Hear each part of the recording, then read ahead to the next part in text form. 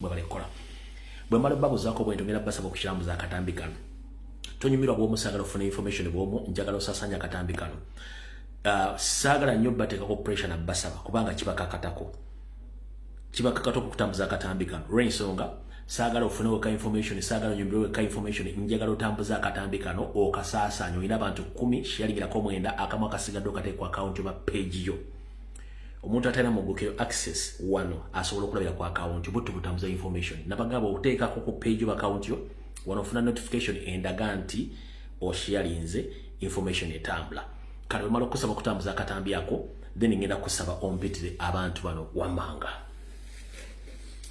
nsaba ompitire mukulembeze wange omululu Kyagulanyi Ssentamu Mr. President wona woli nkusaba okyameko wano neddakiika ne bwe zinaabanga 3 oba sinakindi konna okalabe abakulembeze ba national platform ku mitendera gyonna nsaba otuleko wano bamemba ba parliament bonna abegwanyiza n'abo abakyalina efu bya national platform nsaba otuleko wano Nyando Yosoferi tibahabulwa nkwetaaga wano mutabani wo Dere Drinking General mwetaaga wano saako ne mwanyina Patience Lwabogo ne Lwabogo wakombe etaaga kuno General Lese kwetaaga beera gy'oli nja kwetaaga abasajja ba NRM bonna Electoral Commission namwe mbeetaaga mbereko wano nsaba mpitire mukulu Nobert Mao wa Nobert Maobe abere ku video eno Nobert Mao nkwetaaga ku video eno bereko bulungi nnyo nsaba mpitire wano mchana kubayita Nabira Nagayise Mpala Nabira wonna oli bakuleete nga nnaku gisimu fungize nkwetaaga wano nakuwoninga dda akamanyiro kasusse bakuleete wano nsaba mpitire ebibiina byonna ebiri mu iPod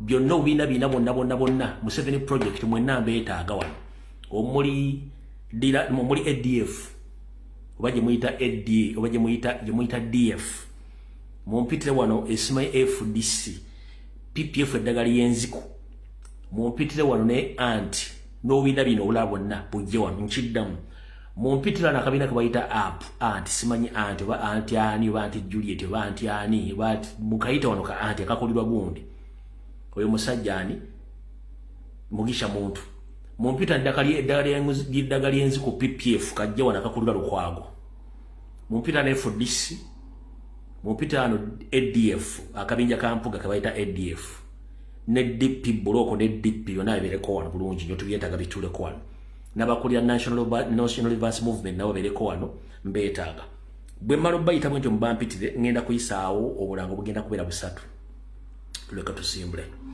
naye okusooka bwagamba kusooka okubeetondera nsaba okubeetondera bannayuganda mwenna saasobola kujja ku lunaku lwa Sunday wabeerawo ebizibu bigwa tebiraganye ate nange ng'omuntu omutwe guno gwe neetisse mba n'oguwumuzamu olwolumu gulimu ebintu bingi nnyo ebyokulowoozaako kannanga olumu mbanjala nempumulamu ne siika madinisa nga bwe ntera okugayita bannange nti bagayiise so nange mbanjala neewumuzaamu ne ndifreshing omutwe guno ne gutereera yensonga lwaki sajja ku Monday nsaba beetondera mwenna mu nsonyi obutajja ku Sunday siyetera okubeera enkola yange kansubire nti mu nsonyi alright kati kammale okuyisaawo obulango buno busatu bukka then tulyoka tusimbula tugende mu maaso akalanga akasooka kasoma bwe kati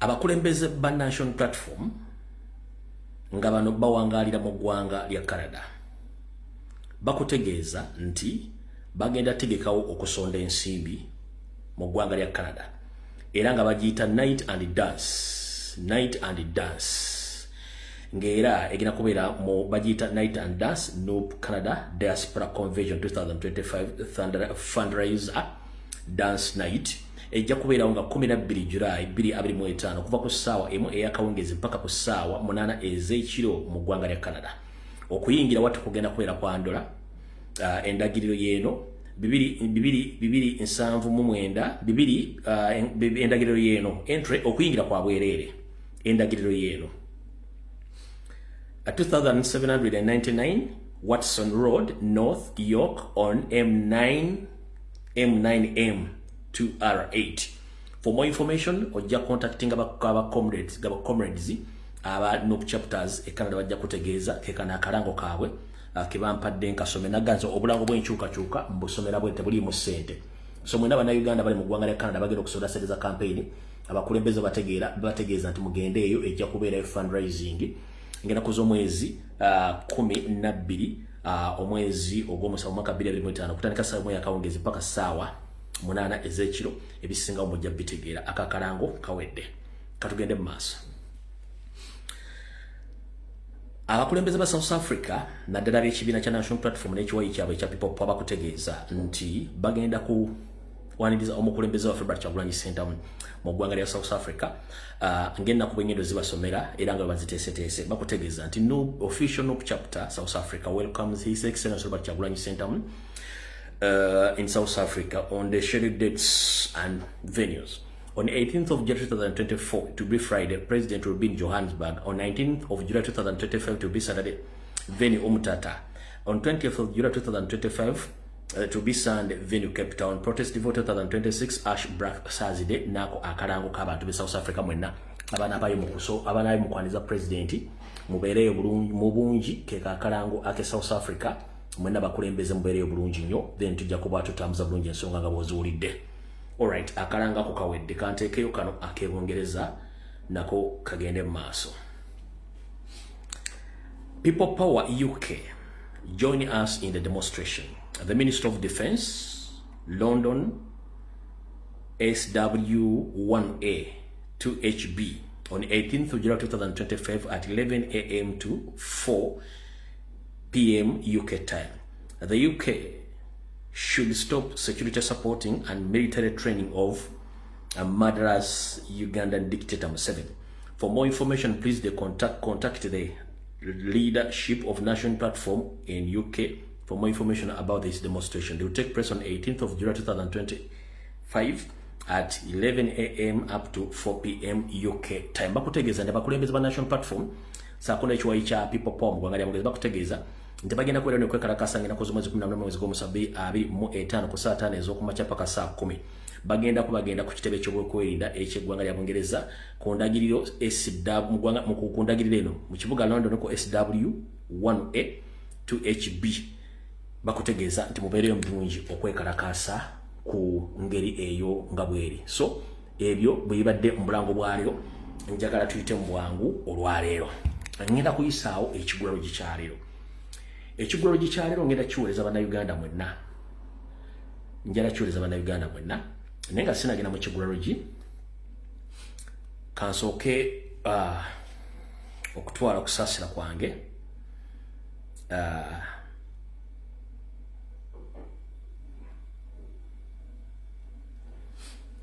kansooke ntwale okusaasira kwange eri famire y'abagenzi ababiri kati abagenzi okuli omugenzi David ne omugenzi Debula bano abatulimbuddwa mu wiki eno yennyini gye tulimu maka gaabwe amatiribona mu bitundu by'Entebbe. Kitalo nnyo ddala abaana abooluganda bakola emikwano kitalo nnyo ekyokufiirwako omukyala n'omwami bano abadde bazze mu ggwanga lyabwe okumaliriza ensonga zaabwe ate batuule bakaddiire mu maka gaabwe. Battiddwa mu ngeri ey'obukambwe kitalo nnyo ddala.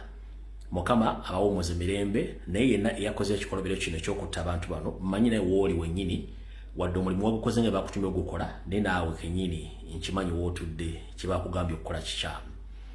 Olw'ensonga buli lotta omuntu nga takulinaako buzibu ekikolobero ekyo kigendera mu baana bwe bagokinye kitandika okukulumba wadde oli mutemu ng'okimanyi oli professional killer oba assassin ekiseera kituuka naawe bikolobero bikutandika okutambulira kale manyi wonna wooli oba owafulumya eggwanga oba oli mu nte oba oli mu Kampala oba oli Luddango otulina abaana bo ku dining ekikolobero kino kijja kutambulirako omusayi gw'omu teguyikira bwereere.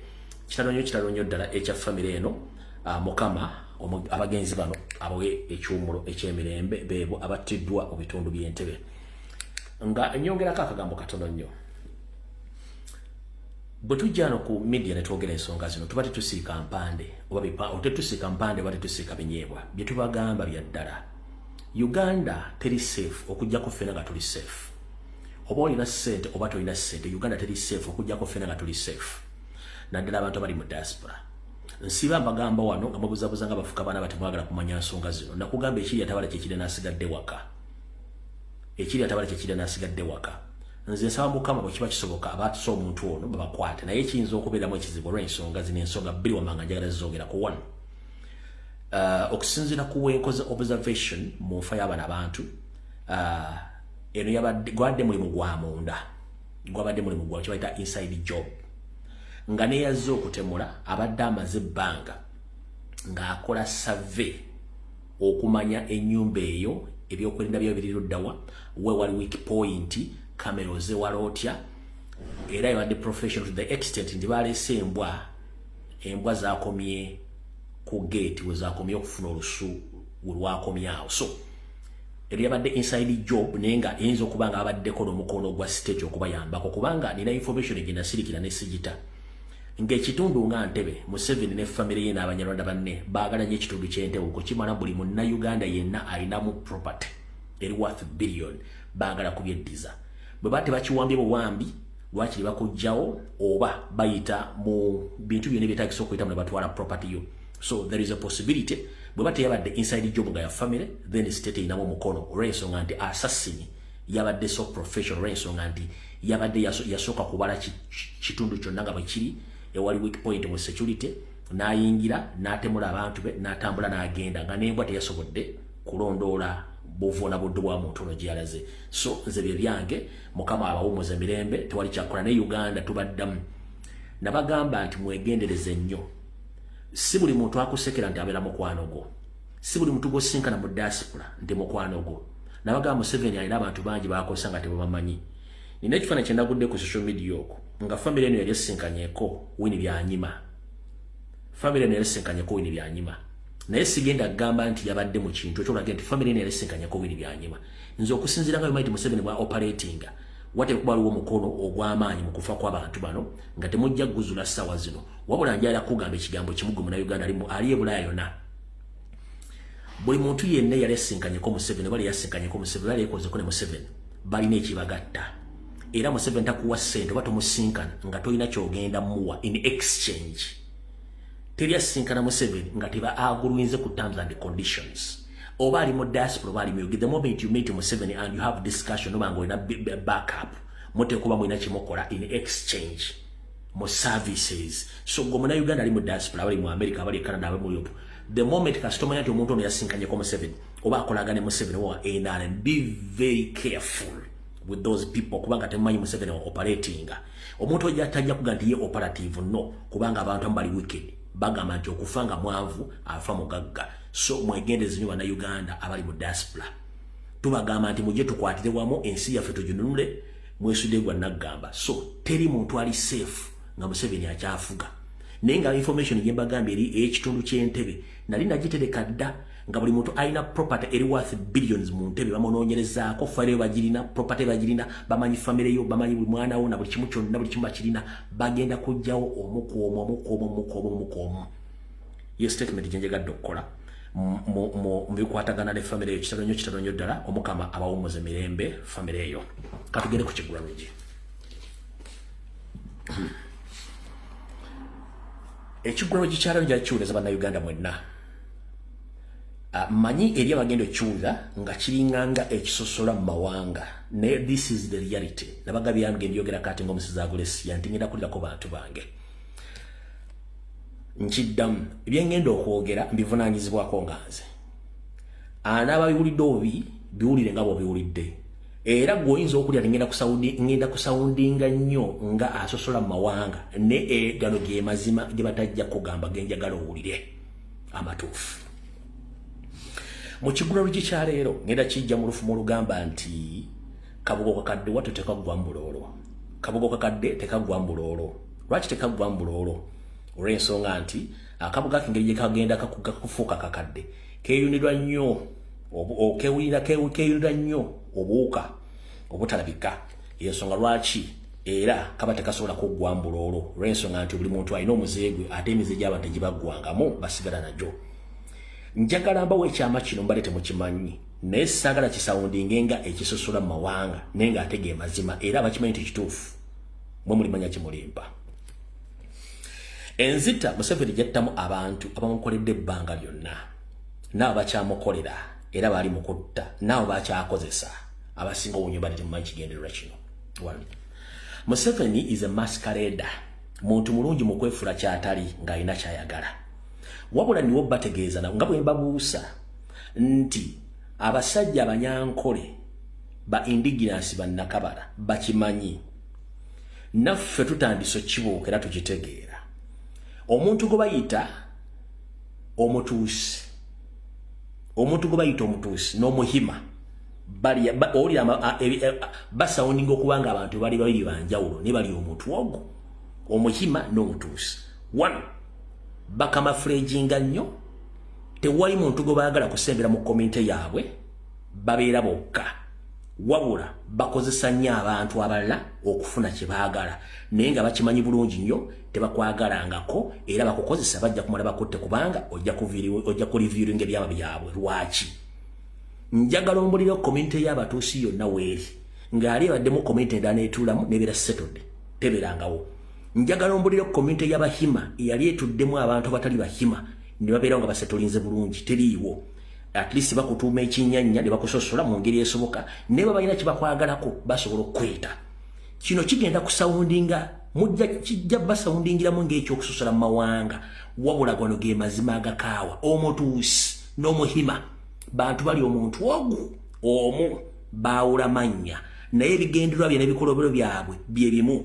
Kati gwawulira nga kikunyiza kiri tribalistic oba kirimu tribalism, I'm very sorry. Tewali agenda bibagamba nze ngendo bibagamba. Omuhima n'omutuusi bibamu. These are masqueraders, these are users, but after using you, they eliminate you because they don't associate with the other tribes. They just use you from there and then. Abakimanyi bajja kugamba tumbe kyayogedde kituufu. Atakimanyi ng'olira nga ayogera tribalism, oli waddembe okozesa omutwe gwo nga bw'ogwagala ne gano ge mazima ge nkugamba. Museveni agenda batta. Bagenda kubatta kuba tebabaagala babakozesa bukozesa. Kino ekyama kijje wala nnyo kubanga nsiba mbagamba temanyi Museveni bwa operating era akyabatta nnyo. Obayita omuhima n'omutuusi, these are the same animals with the different names, with the same characters, same operations. Akitegedde kubira mukama mu ngali z'amaanyi era buno bw'okitegedde ojja tandika okwezula nti listen, omusajja byayogera bituufu batukozesa bukozesa. Mukutta tebalina abakwatira nsawo, tebalina gwe beesiga. Nimutula mu meeting eri open oba eri general, oluvannyuma bakola ye yaabwe ekola decision ze bagenda okwoperate oba okweexecutinga mmwe nga temumanyi. Nyongere kikujjukiza, these are the same people. You can see them in open meeting. After that meeting, they call again their small meeting to discuss for more actions against the open meeting. Nti bana abantu bwe musobola okutuula nawo mu lukale ne muteesa bye muteesezza, bwe mmala okutuula mu lukale ne mukkiriziganya, baddayo ne bakola meeting eyabwe bo nga bo ne bateesa kye bagenda okukola ekiddako eri mmwe. Ndoza mukitegedde bulungi nnyo. Ekigulalo gye kiweddeko nkivuddeko tugenda ku video eyandeese olwaleero.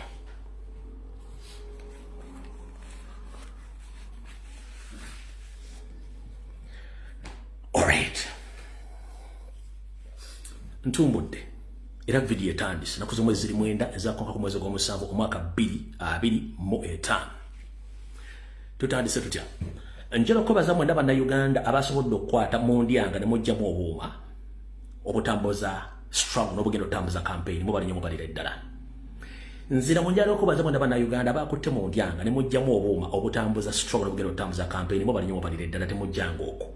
Nkiddamu lwoya lwa mu nnyindo olwekula weka ne bwe kaba katono katya kateeke wekalina okugenda tutambuze ensonga zino. Nga omuwanika bwe yakugambye nti buli kyonna ekyetaagisa okuteekamu tukiteekemu tunule eggwanga lyaffe mukiteekemu. Kati buno bwe bubaka bwange. Njala tegeeza yenna omukulembeze wa National Platform eyawaddeyo ssente mu kusonda. Ssente z'owawaddeyo baziyita contribution towards the struggle or contribution towards the 2026 campaign. The money you donated or you contributed doesn't guarantee you that you are going to be awarded the NOP ticket. Sente z'owaddeyo waziwadde za campaign ya 2026. So tewaziwaddeyo nti olina automatic card bagenda jjukula okuba tuwa contributors wataddeyo sente. No. Bw'oba zitaddeyo in regard of that point, please okukumala biseera ng'akunamira muzibe oba akunamira mu nzikiza tekikugarantinga. Lwaki? President bw'anaaba atambula eggwanga lyonna akozesa ssente ezo okujja mu bitundu byammwe okuba kampeyini nga nammwe ssente zammwe ze mwamuwa zigenza okukola drives ezo okuli amafuta ebizindalo n'abantu abatambulidde ku trail eyo ze ssente we zigenda okukoma. Kati saagala ogambe nti ze nataddeyo 100% ndishuwa tebagenda kumpa kadi. No. Lwaki? Ssente bakiyita contribution towards the 2026 campaign. So todde n'ogamba nti ze nawaddeyo ssente ngenda kufuna kadi. Baba ekyomala bya mbulago teri agenda kuwa kadi olw'okuba nti wawaddeyo ssente. That is contribution bw'obanga oyagala ekibiina. Neba tebagikuwadde nga tewawaddeyo ssente ngenda kusaba ng'oli wankyukakyuka sirikira eyo wagira ekibiina era todde n'otandika okukookolima oba okwemulugunya nga Sseggwange nnyodde amazzi amanaabemu ku kyalo kwekulidde. Do you copy that? Mwenna mbategeezezza ebadde general message. Sente bw'oziwaayo za kutambuza kampeni ya kujjako Museveni 2026. Nyongera obbajjukiza nammwe abakowa NRM naye nga mukimanyi nti mutyo balaba waliwo mobile money waliwo bank account teekayo sente kuba nammwe kibaasi mukikooyo bekikola temukitegeera ate musobola kuvaayo. Kati bw'oba owulira ng'oyagala kusapootinga okujjako Museveni nga tetuyiye musaayi, please ng'oli wa NRM kwata essimu ziri ku mitimbagano teekako ssente teri agenda kutegeera nti NRM wasasudde. Era muli bangi aba NRM wasasudde indirect nga teri ategedde mwe balina obalire ddala. Mukimanyi nti olugendo lw'okukyusa ensi lulinga nga luguudo lwa kolansi kuyitirako emmotoka nnyingi nnyo. Kati emmotoka yo bwe batedduka wattu ng'olina okukwata obudde olina okuva mu kimotoka ekyo ofune emmotoka edduka amangu egenda okutuusa gy'olaga. Emmotoka etambula bagiyita nuupu. Muve mu kimotoka ekikadde mulinye nuupu ssente muziteekeyo. Bw'oba oli wa NRM nga wakoowa tewali agenda kukulabisa nti wawaddeyo ssente. Kwata kasenteko kasindike ku mobile money gw'olaaza osirike. Otunonyeza n'akalulu secretary nga tewali akuwagidde kintu kifunze mwagala kiddukamu muleeta akasente kasitoteka ekimotoka kyammwe kivunze nawe mukimanyi mukyagala mukimanyi kikooye naawe enamba zakyamateeka y'akasente osirikoolaazi twetaaga ssente. Okitegedde bulungi nnyo? So awonvuddewo. Alright, ekyo nga nkimaze. Wandikola ekintu okulumya omuntu n'owunzika ng'oyambe muyambe ekkiriza. Wandikola ekintu okulumya omuntu n'owunzika ng'oyambe muyambe ekkiriza. Bukyanga lubanga lwa mmindi mu Uganda mwajjamu endowooza y'ebyobufuzi endala nnyo nga n'abavubuka balala nnyo nga baviiridde ku ntono katandise. Munnange Namukadde Biti Juma Yoseri Tibahabulwa Nyandwe Lutabayisirwa yalowooza nti embeera gy'alimu yeeringa eya bulijjo. Omanyi kibi nnyo mu myaka gyo emikulu okugwirwamu okuturuka ne mu kumanya. Mu myaka gyo emikulu kibi nnyo n'ofuna okudduka speed mu lubuto. Essaawa zino Nyandwe Yosoferi political ali mu kudduka speed n'ali okuturuka. N'aturuka ki? N'aturuka Nuupu na Bobi Wine bakamutuusa mwabicenge. Kati ku myaka gy'emekadde yagwira ekizibu bakiyita Kyagulanyi ne National Platform. Kati ate nga tamanyi kyagenda kukola. Musajja tunaku zino ndaba mutwala katindiggwa bamuzze ne bamuzzeeri. Nyandwe si yoli gwali okyusa buti ng'otandika otya okukyusa Nyandwe kati yokutte watya mu ddyango eno kizibu nnyo. Kati kavudde kwanjula katandise. Njala bategeeza mwenna nabagambye ku video gye nakoze kenatadde kenabage kaliko security ne bagamba nti okusonda kwa ssente okutambuza ekibiina kino kugenda kwogeza abantu bangi nnyo ebyamo olw'ensonga mu Uganda abalowooza nti bamanya ate bamanyi beetaaga kuyigirizibwa nga President bwe yagamba nti atamanyi oba tamanyi abeera muyizi mu buyigirize. Munnange mu nsi ezaakulaakulana zibinyonkonde zitonye mmooli eby'obululu byonna kampeyini bannansi be basondera abagenda okwesimbawo ensimbi mu Uganda tekibaddeemu. One, mu Uganda tubadde ne political investors nga they invest their money bwe bawangula tebaagala kumanya biki bigenda kuddako bakomonga akalulu kakoze ekikazeemu kati system twagikyusiza. Nga bunaku Kyagulanyi lwatuleetera EPRS ekipya kino kitandise okwogeza abasajja n'abakazi engero enfume enfu zitya.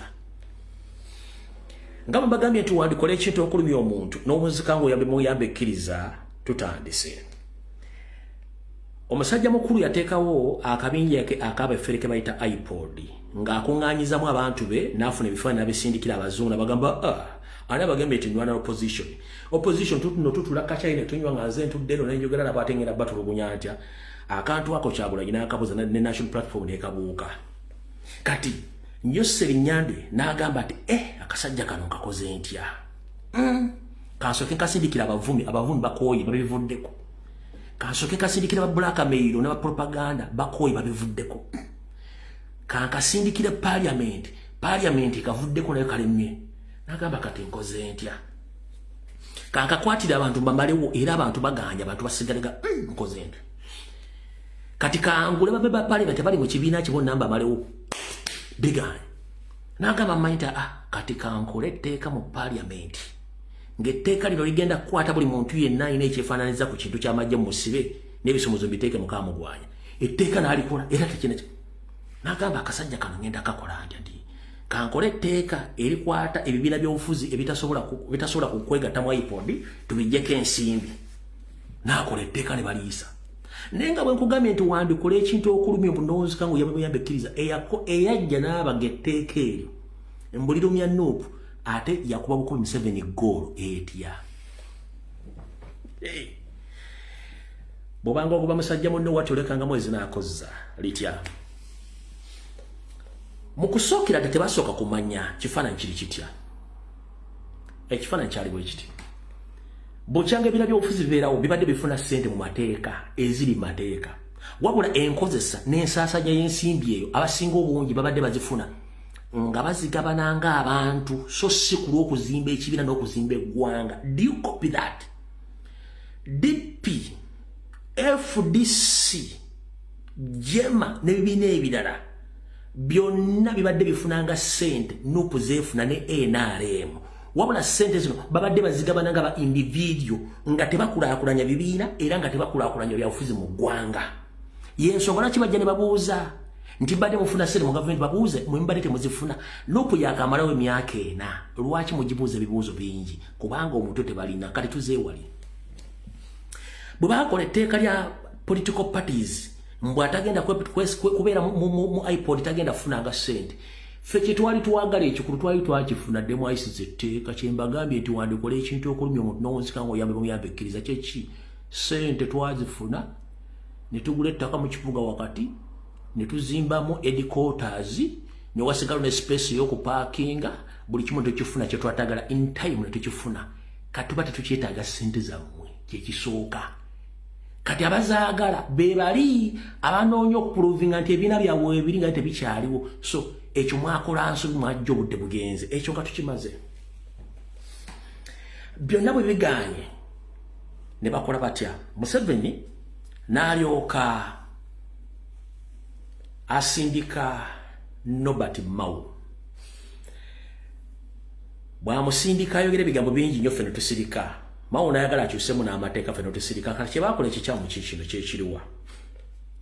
1. Badde baagala nnyo okuteeka Nuupu wansi ne kigaana ne basigala nga beekuba ggoolo. Kati Museveni kye yakoze n'asooka akuŋŋaanya obubiina abo bonna ne bujja nga busindika ekigambo kimu bakiyita reconciliation ne coalition. Ebintu bibiri, reconciliation ne coalition. Ebigambo bibiri, reconciliation kweku abantu okutuula wamu ne mukwasaganya ensonga eziyinza obbawula ne mufuna common cause mu kukyusa obuyinza. Ekyo abadde akitambuza nnyo n'atamanya nti ffe twamusoma okuva ku mpiki esooka paka kwesembayo nti byayogera si byatuukiriza ne tuteekako ne tusaakolingako awo.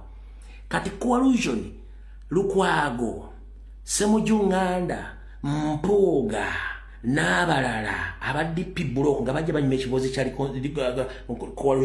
coalition.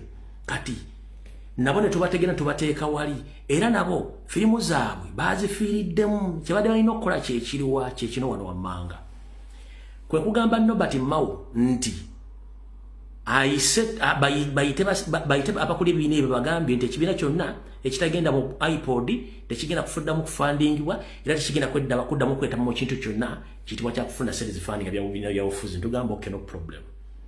Kati Nobert Mao yagenze maaso n'agamba nti amateeka gasoma nti ekibiina ky'obufuzi kyonna bwe kiba kisoloza ssente oba funding tekisukka millioni 4. Tekisukka millioni 4, millioni 4. Omutwe guno njagala guvuga guddeyo emabega. Namwe mukwata obongo muzi mabega. Mujjukira National Reverse Movement NRM. Nga amama babaza akyagirimu ne Lumumba bakyagirimu. Basoloza bakola fundraising ya buwumbi 9 billions plus. 9 billions plus ze bakola fundraisation okuzimba ekitebe kya National Reverse Movement. Tewali wadde kabuyonjo ya nkoma wadde ekiraga nti balina sente baziteeka.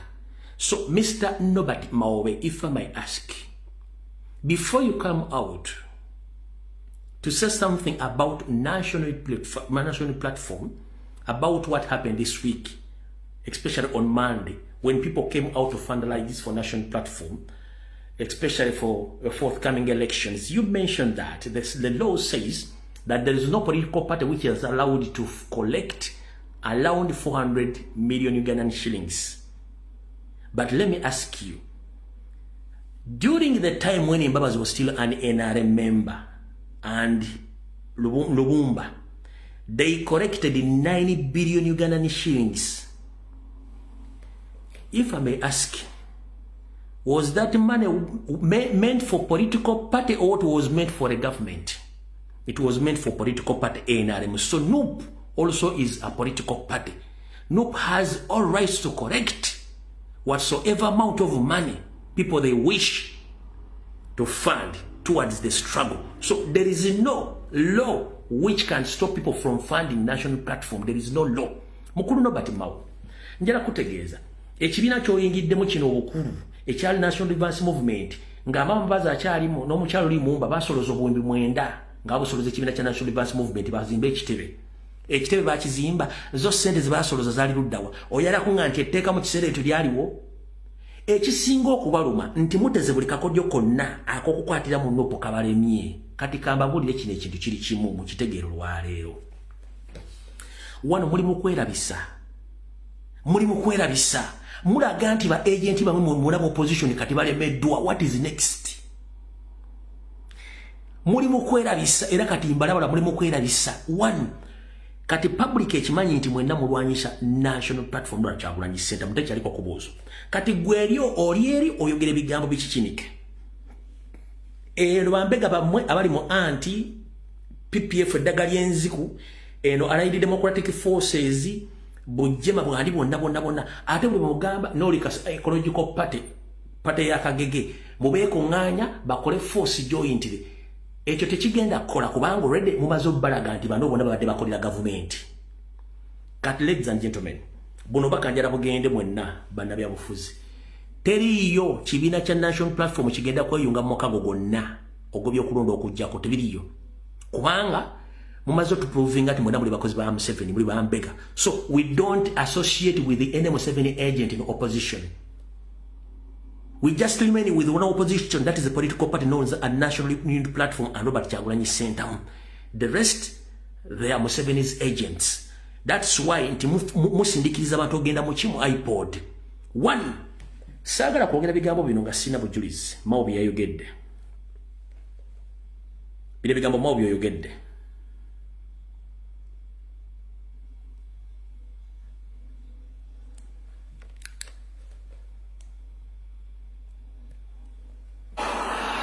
Mateeka tegakkiriza kibiina kyonna kuŋŋaanya sente zisukka milioni 4.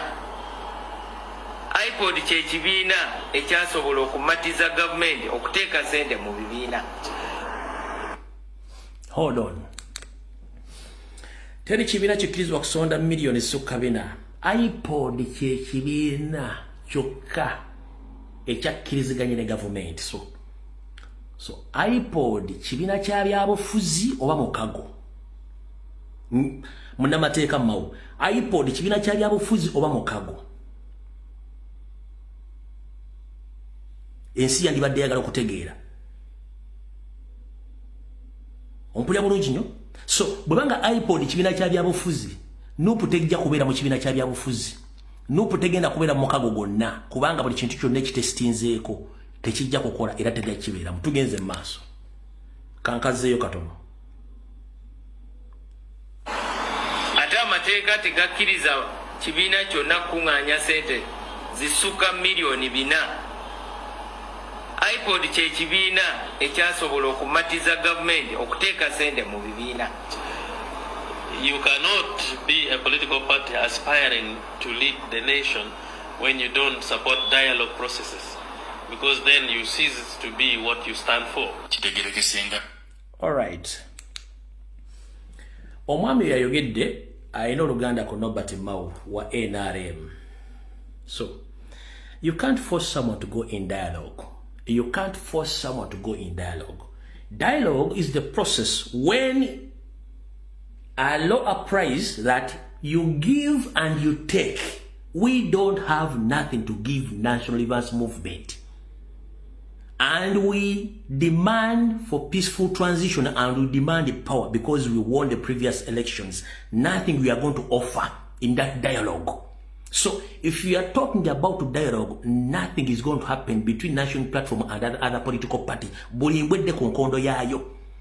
Twagala kwawula wakati w'abafere n'abali mu byobufuzi abatuufu.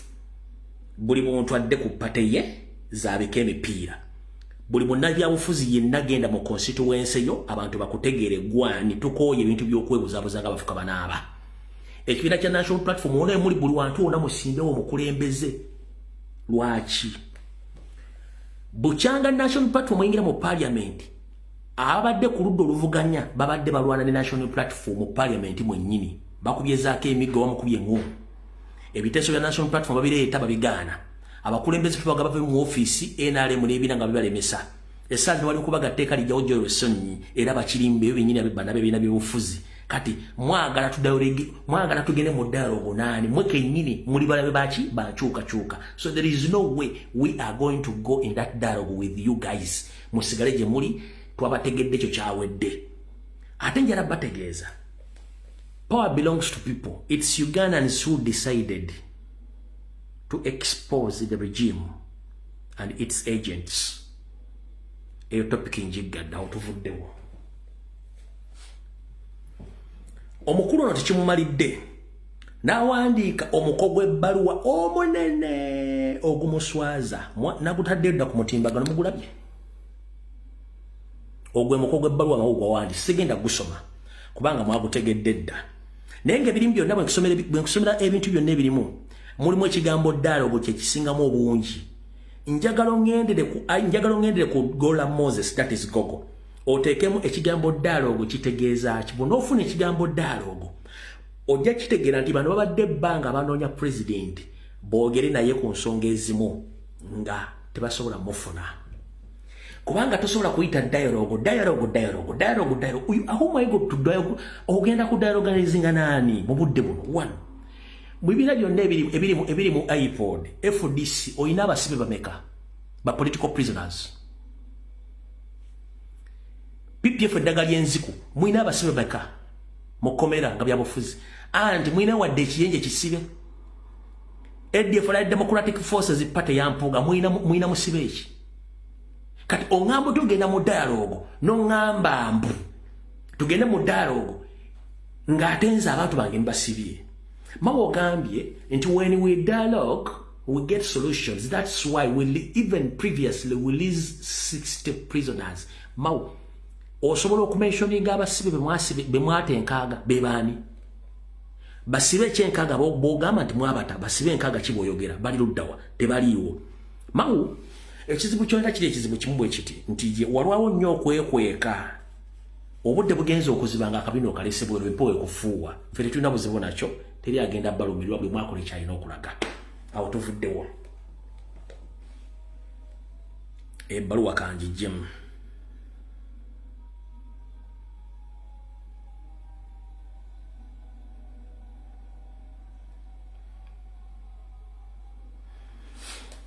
njala balabula njala mugoberera nnyo monitor njala mugoberera nnyo New Vision ekola New Vision mumakinge New Vision bukedde NBS ne Monitor bateekawo batandise okukola kye bayita polls okulaga ani asinga mu kitundu kyani asinga amaanyi. Buli state agent batandise omukolera polls z'okulaga nti wamaanyi mu kitundu ekyo. Mukyetegereze nnyo polls zifanako bwe ziti. Kati nga abakoze ne yase mujunga ne bagamba nti ali 83.7 oyo.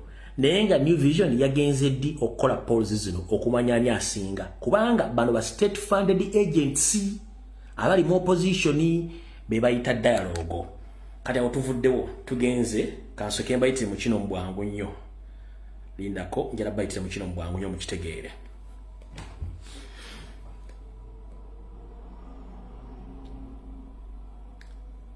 Tebakulya sente akaluke tugendamu bakayita protest vote.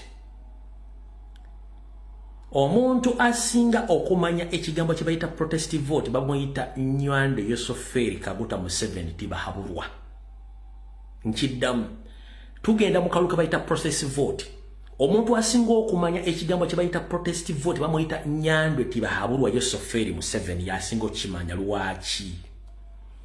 Ekigambo kye bayita protest kuba kwekalakaasa, vote kulonda. Rewind your mind back away in 1980. Zobwongo wemabega mpaka mu 1980 mu kulonda okwaliwo. Nywande Yosoferi Tibahabulwa Museveni yegatta mu kulonda okuliwo okwo. Naye yali akimanyi bulungi nnyo tagenda kuwangula. Era yali tasobola dde okusemberera okufuna de MP n'ogu mu kalwako. Njagala ompuliriza bulungi nnyo wano.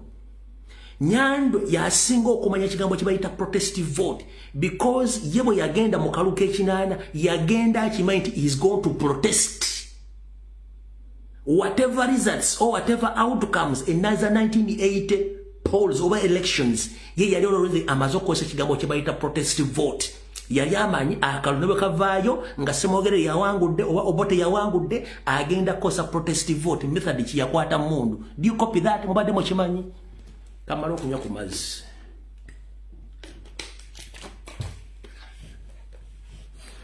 Video bagikutte munjira banete watu geragera sobola gijjayo. Museveni yamanyi yasinga okumanya ekigambo kye bayita protest vote. Lwaki? Mukaluka 1980 Nywande yali tasobola kufuna de MP wadde okufuna 5%, but he knew nti ye agenda kosa protest vote olw'ensonga yamaze okwegonaizinga nga ayina ebyokulwanyisa ayina n'abantu bagira otandika nabo olutalo. Kati olutalo yagenda mu kinaana aga nti babbi akatagenda kukkiriza byakalu byavuddemu kye bayita protest vote. Abadde babuuza twagala kumanya definition ya protest vote lololo abamba gitonyonyola bubi kati nkikutegeezezza.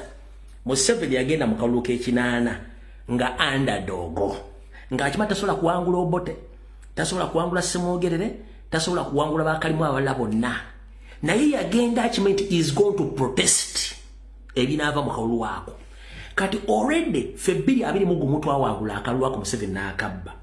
2026 tukime tugenda tebagenda tulangirira naye nga teffe tugenda okuwangula. The only way is to protest in any possible way to protest. May God bless us and protect us. Yensongola kyakimanyi nti ekigambo protest vote kibi nnyo. Watu kogamba seno to protest vote oloza batakimanyi nakiwandika ku t-shirt seno to protest vote batakimanyi mutegedde olwaleero. Kati gwe baddabuza protest vote kyekiki lwaki Museveni akitya ye kye yakozesa mu 1980 kwe kugenda mu nsiko kuba bali tebabbye babba Semogerere. Do you copy that?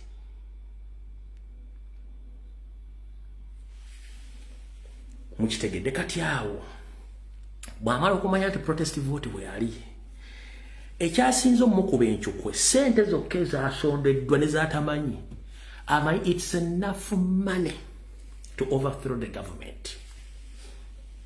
It's enough money to overthrow the government in any possible way. Kati agenda kola atya. Bagenda tandika basomera financial laws Sime Bank of Uganda article fula article BB simanyi CCCU of governing the financial collections bichi tineteka limenya kino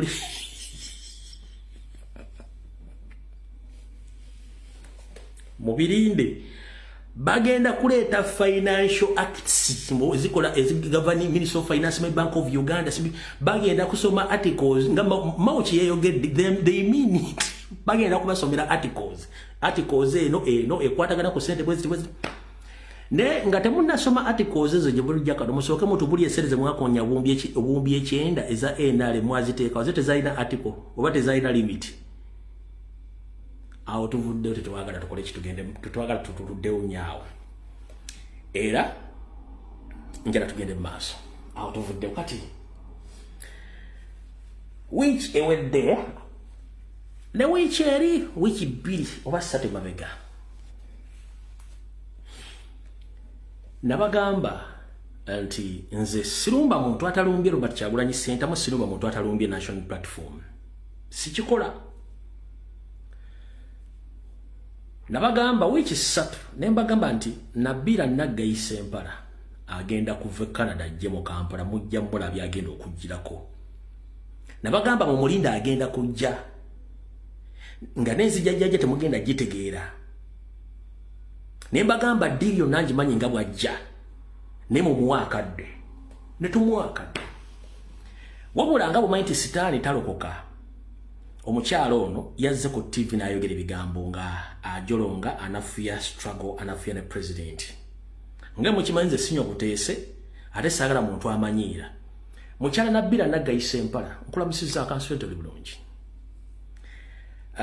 wavudde Canada nkyanoonyereza empapula z'olina Canada zifuna ku ki simanyi ne tugenda kifuna bw'ajjanga n'osaba asylum nga wagifuna mu byabufuzi oba agifuna mu bintu ebirala byonna tukimanyi nti amateeka agafuga obutuute tetulina amateeka gafuga bannayuganda abenga balina obutuuze bw'okubya okujja okwesimba mu Uganda sirowooza tigakola eri etteeka weeriri tugenda kunoonyereza kuba nasirise dda ttiimu zange kunoonyereza fayoyo yonna ebana abagisanze tujja gimanya kuba it's very easy ogifuna tujja kutandikire ne kati wano wetwagala okumanya mukyala Nabira Naggayi Ssempala obadde mu Canada ng'ojja ku TikTok n'oyogera ebyobufuzi n'oyogera by'oyagala which is your constitutional right okubyogerako naye lwaki weerabisa to the extent otuuse okujja okukola ebintu by'ekisiru ku social media ng'oyagala okulabisa enkyukakyuka n'okulabisa president n'okonoga mukyanze nali siri wano accidentally there is no someone who can enter in a political party accidentally no kubanga bwoga nti it was accidental it's like you were fool goli musiru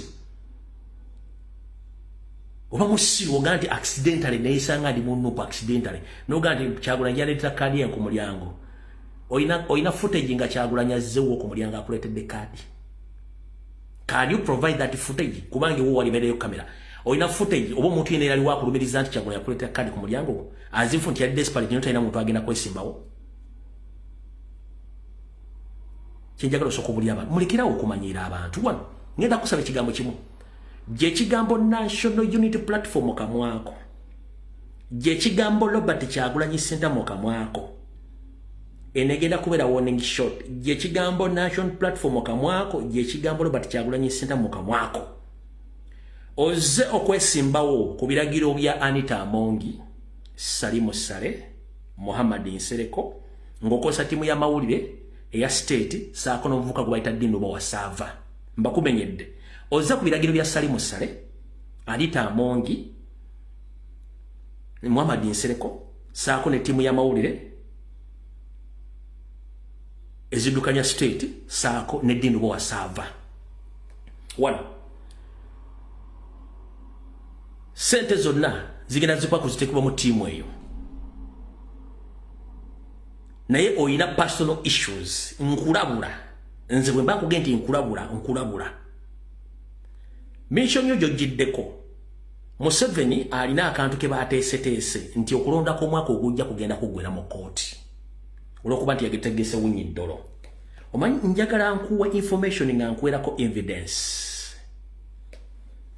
Kuno okulonda kwabadde ludda kwabaddeyo Sembabule njagala mukuulize bulungi nnyo naye njagala muteeke nnyo essira oli wagambya nti okulonda mbu bagende mu kooti wenjagala oteeke influence awo linda kwanza nnyo akatambika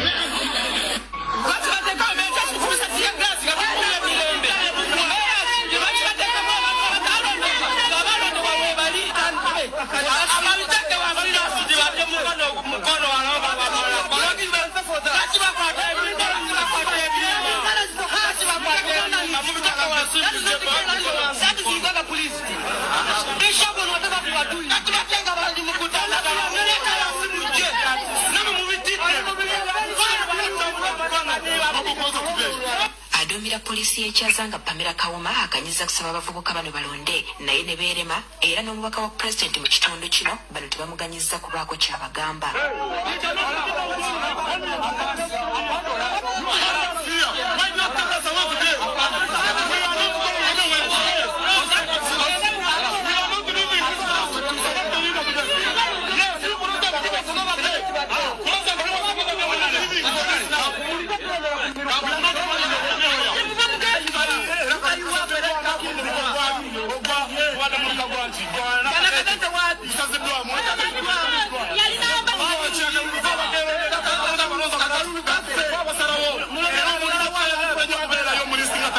Okulonda kumaze ne kugenda mu maaso ng'abooludde oluvuganya tebakwetabyeemu era akulira ebyokulonda mu kitundu kino abatamatidde na bivuddemu abasabye okugenda mu kkooti. Mu kitundu kubakuuma butebenkevu tulwanye nnyo n'amaanyi ne tutekawo obutebenkevu.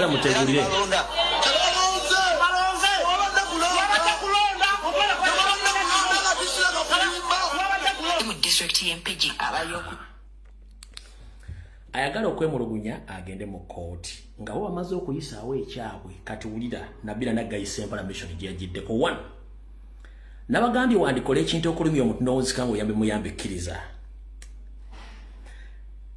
Oluvannyuma nabadde ngenda kuba NRM yonna ngisuule ku ttaka wabula kirabika baafunye omuntu abagamba nti lumbu yalina wabalindidde musooke muliddemu hold on batya balonkinze PPF eddagala ly'enziku nga missoni yaabwe yabadde yakuteeka Kizza Besigye nga ye president w'ekibiina era abadde alina okujja nga presidential candidate. Kati babagambye lumbu yabalinzi nabadde mbalinze wano weewate nabadde mbalindidde baba kutalitandikano Kizza Besigye najja okwesimba oba nafuka president wa PPF eddagala ly'enziku nga Ede Mutwe nuwa Mutwe akirewo kivumbi abatabeerangako basirikale babatadde ng'ono ali ku treason bwe bakwata n'emmundu bamutadde zaali zigenda okuddira okunywa wabula baalabuse ne baga embwa erabika erina weetulindidde tusooke tuliddemu. Kati ne basigaza Kizza Besigye mu kkomera ne bagamba Lukwago gwambala ofuke president. Kati baleeta Lukwago afuke president w'ekibiina. Lukwago nafuka president w'ekibiina oli ne bamulekayo babamuta nadde ngenda kukubira NRM. N'international community yadde ngenda kutya wabula baategedde eno embwa etulinze. Kati katusooke oli tumulekeyo kuba yadde mission bali balina omuta ne bagamba we tuteera Besigye Ede Mutwe ng'ali mu kkomera akirewo kivumbi Smart wa Bobby n'owa Mutwe n'abalala kagenda kuba katuwedde ko bagamba no oli asigaleyo Lukwago ali wa president. Emyaka 2 n'ekitundu emabega Lukwago bamujje bamuvuga bamutwala mu FDC baagala afuke president jero w'ekibiina ajeesimbe mu kaluka 2021 nga president ne bafuna enkaayana mu FDC ne bakyawulamu ne bakikola ki ne bakyawuluzaamu. Lukwago n'atafuuka bano kwe kujja okukola PPF. Kati bakoze PPF bagenzo okizanya ng'omuzannyo gwe bali baagala okukwatira mu Kyagulanyi bamuteekeyo nti kirage ensi nti ne munnabyabufuzi bamukwata olaba akwata Besigye oli firimu yagifiiriddemu akyaliyo. Kati baleese Lukwago kati ye president wa PPF si bwe kiri nti ye wulira omuzannyo. Lukwago nga Lukwago obwa meeya abwagala sibola buvaako bwe bamugamba nti ajeesimbe kuba president agenda kuweza wadde 20% kati naye ati bwagenda wali ne bamukubirawo tadda ne kuba meeya babuvuddeko. Kati tebanna decidinga ani ajja kuba meeya ani agenda kuba president ate nga muntu tasobola. Kati mugenda kuwulira waawo switch of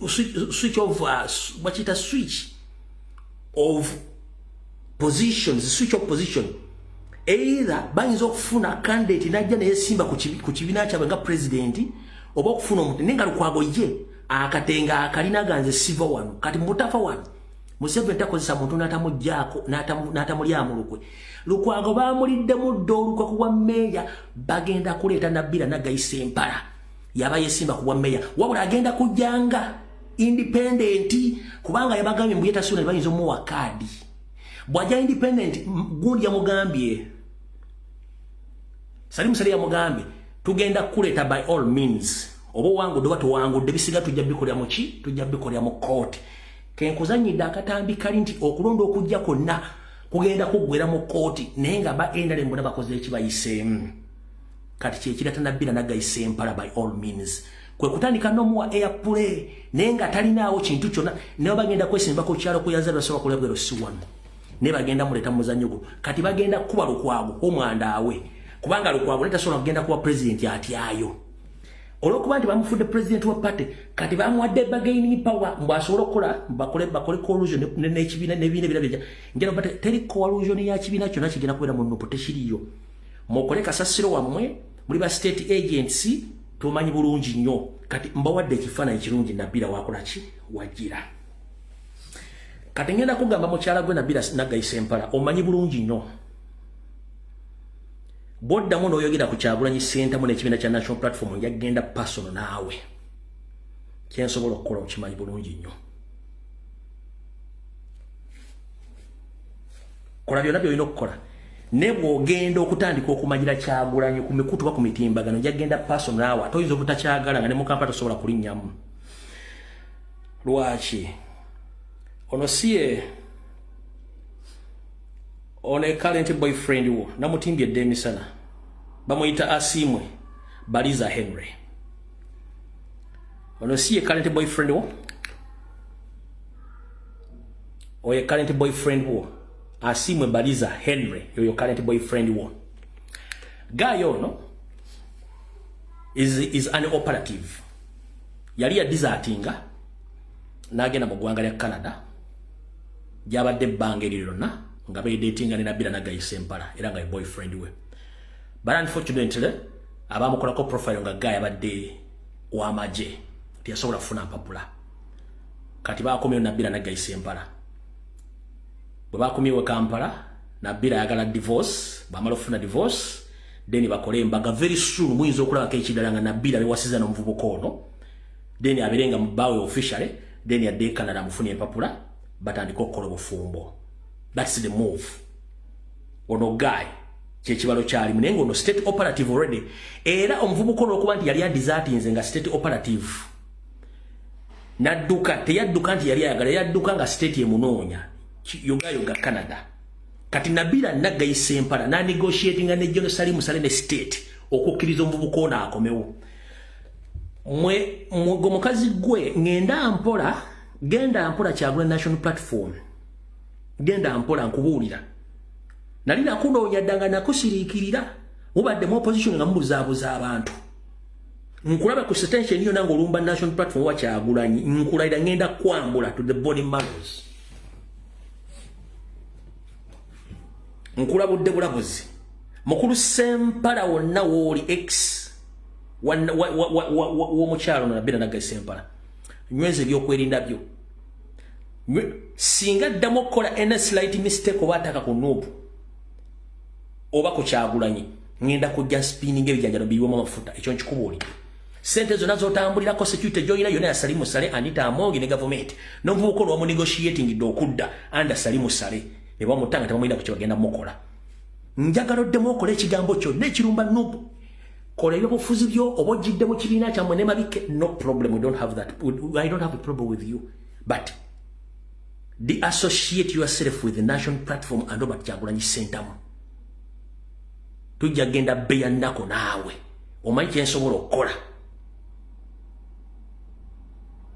ekyo kyonkulabula bw'oba olina dda terineniwo nga omanyi nti omumanyi nti mulina ate nga nawe okimanyi nti ali mu public domain ekyabbaawo x nkikoonyeeko bukoonyi nebyomupulaningira byonna nja kujjambiwe ku meezi ensi ejja kutya kubanga naawe oli muganda manya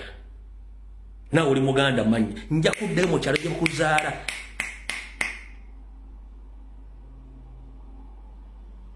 okujja bitundu by'embala ebyo bakuzaala mpaka nkuleete ekyo kimanyi bulungi nnyo ensi ejja tutegeera kati saagala genda personal zero statement zibadde political naye singa osukkawo n'ogenda ku Kyagulanyi bwoti tugenda personal ne mu Kampala oyinza obutawangulwadde LC1 ne kati state government abantu mbabuulidde ono state mafia yajjidde kusereza Salimu Sale ne byagenda okukola byonna biri state funded mulungi nnyo naye nkulabula kyogenda kyonna okuddamu okwogera ku Kyagulanyi bakuno watikadula kumadi mu t-shirt tujja zifunya bwe tuti ojja tuuli ate awo mmanyiwo bulungi nnyo era kati drone zange zonna nzitadde okuva gye bazaala omukazi ono gy'abadde Canada mu Kampala wonna wabadde ba family members mwenna mbatadde kati essimu yange eri public twagala kutandika nkwezenge zino ngitadde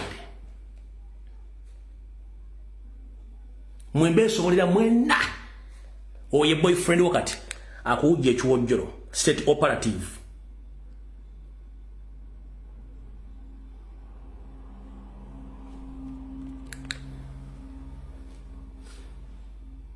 omwami mukyala bwe yayogedde temwategedde byayogedde wala byayogedde naye jjukira nti ekibiina kya Nuupu nakiyingira mu butanwa jjukira nti nze nali weefudisa emyaka 15 gwena ekibiina nedda. Do you belong to any political party at the moment? We naviira wano nali mu Nuupu era nkyalina kaadi ya Nuupu era bwe bagamba nti omuntu eyeesimbawo ku mulundi guli 221 yaba ne kaadi naye nsuubira kaadi kati zivuganyizibwa so at the end of the day sigirina naye ate nga nkomyewo Kaadi otegeeza flag oba tiketi. Okay. Naye jjukira nti But you a member? ndi member. Naye jjukira nti ekibiina kya Nuupu nakiyingira mu butanwa. olinga n'ebyayi by'ebitooke nabira naggaisa empala olinga ebyayi nakiyingira mu butana ogwo omutwe gwokozesa ogenda e Canada n'okudda e Uganda ogwo omutwe oba bw'osiba dreads amagezi negasigala mu dreads ogwo omutwe gwokozesa okulinnya ennyonyi n'okutambula mbo nakiyingira mu butana obutana bumanyi ggwe nkulayirira aganya be yeebasse eggulu obusujju geza osalira yini nja kukola agaddeyo ngenda kukolako profile ensi ejja kutya ne mu Canada nja kusindika abantu mu migration ojja kuwulira nga kitokota kuba zonna video tuzirina bw'obanga wadduka bya bufuzi okumya ate by'obufuzi ojja tuwulya ekyo kyo nkikubuulidde gwe saagala kulwako nkumaliriza tuzimba muzimbula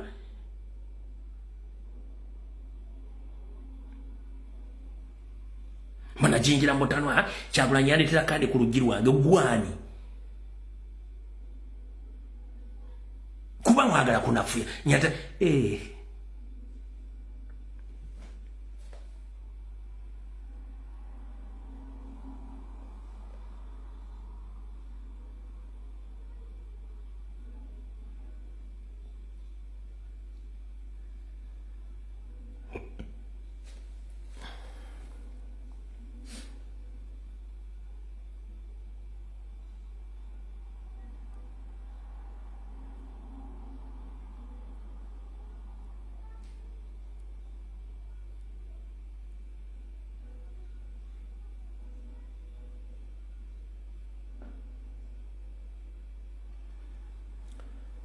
kati amala okudda kuwona mu kitabo katono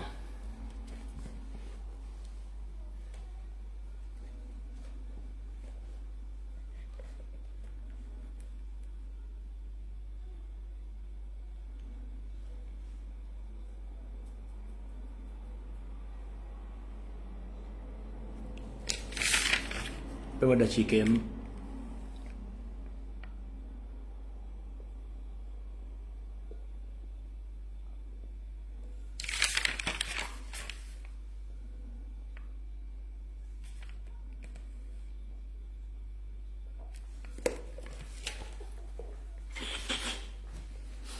nga ngenda ku episode endala ngenda kusaba buli comrade yenna nkutegeeze nti baggulawo office ekwasaganya okwemulugunya kwonna ku nsonga ezikwatagana ku buvuyo buli ku ground mpaka ku national level nkusaba otwala obuvunanyizibwa ogenda otwala okwemulugunyaako in person ku muntu gwemulugunyaako alimu either registra either mukulembeze yenna nga tuli mu process y'okugaba card please mbasaba mugende mu kakiiko ako muteekeyo kwemulugunya kwammwe nabagaife no inbox zaffe current eziri closed tezooperatinga kuba tetusobola kuluka mateeka president ge yataddewo so tosuubira nti ogenda kupa information nti nzijja wano ndabisa omuntu no mulina mulabisiza mu kakiiko eri akakiiko kali independent president ke yataddewo so ngenda kukusaba yenna alina okwemulugunya genda otwale okwemulugunyaako mu kakiiko akateereddwawo ene waffe inbox ziri closed tetulina kyetusobola kubuuka amateeka ga president ge yataddewo please tubasaba mutwale buli kimu kitwalira akakiiko feno inbox zaffe ziri close tetukyagala kulabisa abantu mu bitwalo wa president akole decision n'akakiiko nga bwe katudde bakole decision please mbasaba oba oli kyenjojo oba oli mbalala oba oli Fort Portal oba oli mu Busoga oba oli mu Mamboka please mutwale okwemulugunyako nga kuli mu buwandiike kuli n'obujulizi bwonna mutwale akutiisatiisa akugana okwesimbawo akulyako ssente akusaba ssente za kaadi mu kutwala eyo ekyo kyona kyo nkimaze saagala balwisa nabanyumizaako emboozi ne bagamba nti wagenda kujjawo abantu nga bagamba nti bakazi babasaba akaboozi mu kibiina kya National Platform emboozi mwaziraba luli wiki omwezi oguwedde mwaziraba waliwo omukyala awo mukyala wa Mpuuga n'abalala naye azza olwayo n'agamba mbu waliwo omukulu eyamusaba akaboozi n'amusaba ne ssente okwesimbawo mbalayirira omukyala osimulako mu kibiina kya National Platform okujja nga nali neebase wabula ye tuulu bano abasajja gye bakozesa bw'obanga oli mukazi nnyo tufe twagala kumanya mwagala kulabisa gamba gundi yansaba akaboozi n'obujulizi obulese nga kusaba akaboozi obuteekeyo kubanga go wennyini watambuzanga n'ogamba nti abanupu basiya zibambala ovulo kati ate ovayo togenda nti bakusaba akaboozi ate abaali bali ebisiyaga nga mwali mugamba lwaki mumalira abantu obudde so eyo story y'abantu mugireke bali state funded temubaako kye mubagamba mubaleke babuliddwa ekyokukola ekyo nakyo mukitegedde bulungi nnyo tukiresaawo kati tulina obuzibu buli luddawa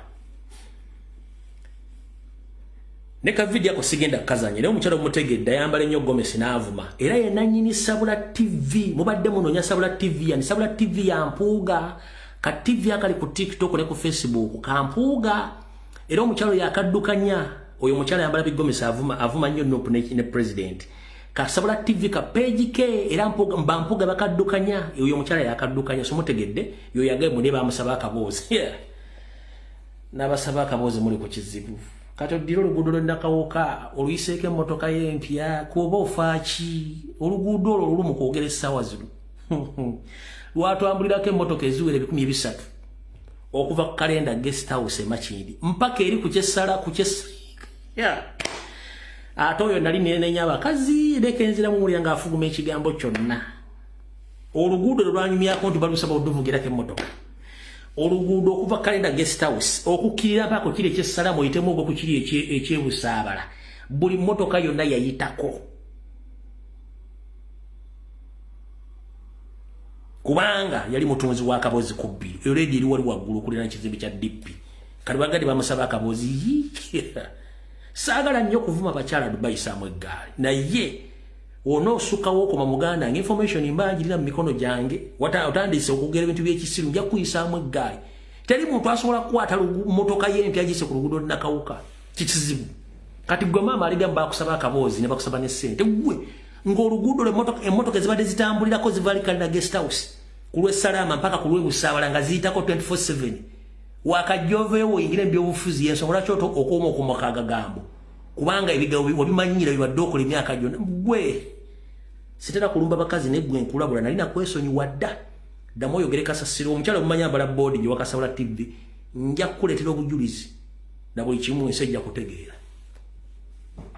ati mwagala kumanya kikulu temwagala kumanya bintu byono wano yono aliyo ebibiina mu ngeri no process y'okugaba kaadi ekusaba obuboozi nkikiriza bulungi yoyo ekuba nange nali wa kibiina ekimu ekyawa era kinjogedde ekyabano infact nesimbawo sijja kumwogera kuba nja kuba mutidde erinnya naye nange yansaba ku kaboozi awulira yansaba akaboozi ne ssente n'omuwa sente saamuwa akaboozi saakamuwa ne ssente saazimuwa naye nga nali muweereza mu kibiina ng'ensi yonna ekimanyi era saayitamu era temampa kaadi ninjireka obutakuwa kaadi osobola obwattributinga ku kugaanako yes kubanga lwaki mbuteekawo kubanga yemboozi eriwo okitegedde lwaki nkiteekawo kubanga yemboozi eriwo okitegedde lwaki nkiteeka kubanga yemboozi ekola ki yemboozi eriwo ye nga abyogera yali wa mutunzi wa kaboozi ku bbiri okuva e Makindi ku Kalenda mpaka ku luguudo lw'Ebusaabala ng'emboozi eriwo jjukira waakabano n'olwakabana alwogera nze ngenda okujja okukola omukolako profile nga na information nali nabeesonyiwa bantu mmwe sagala kunza mu ntalo naye mulekerawo okukola propaganda ne blackmail naawe nvuddewo kati tulina ekizibu kyekiriwa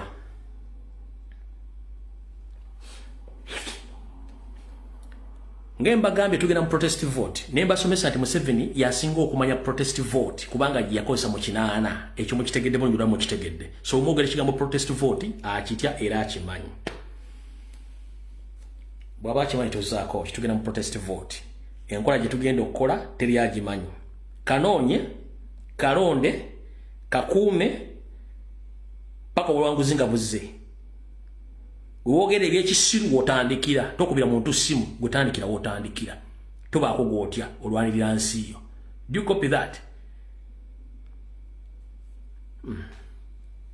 last information layo ko yine esuka kujeni na jamu ka box kange last nkulabira ko yina information esuka ku yange abantu babera kunonga bamayira okuba nti basirika busirisi awo tuvuddewo tugenze ku nsonga endala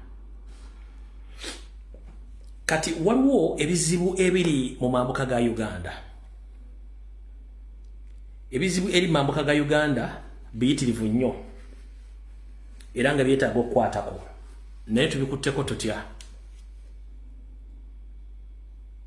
kubanga Abaganda baffe bali mu kunyugirizibwa bali mu kuttibwa naye teri aboogerera tebalina boogerero ngenda kuyita muganda waffe bulyatera okutuwa information agibawe naye bifunga tetunagenda mambuka buno bakanjala busindikira bana Uganda mwenna gye muli mumpulirize bulungi bifunga ngenda okuyita muganda waffe oyo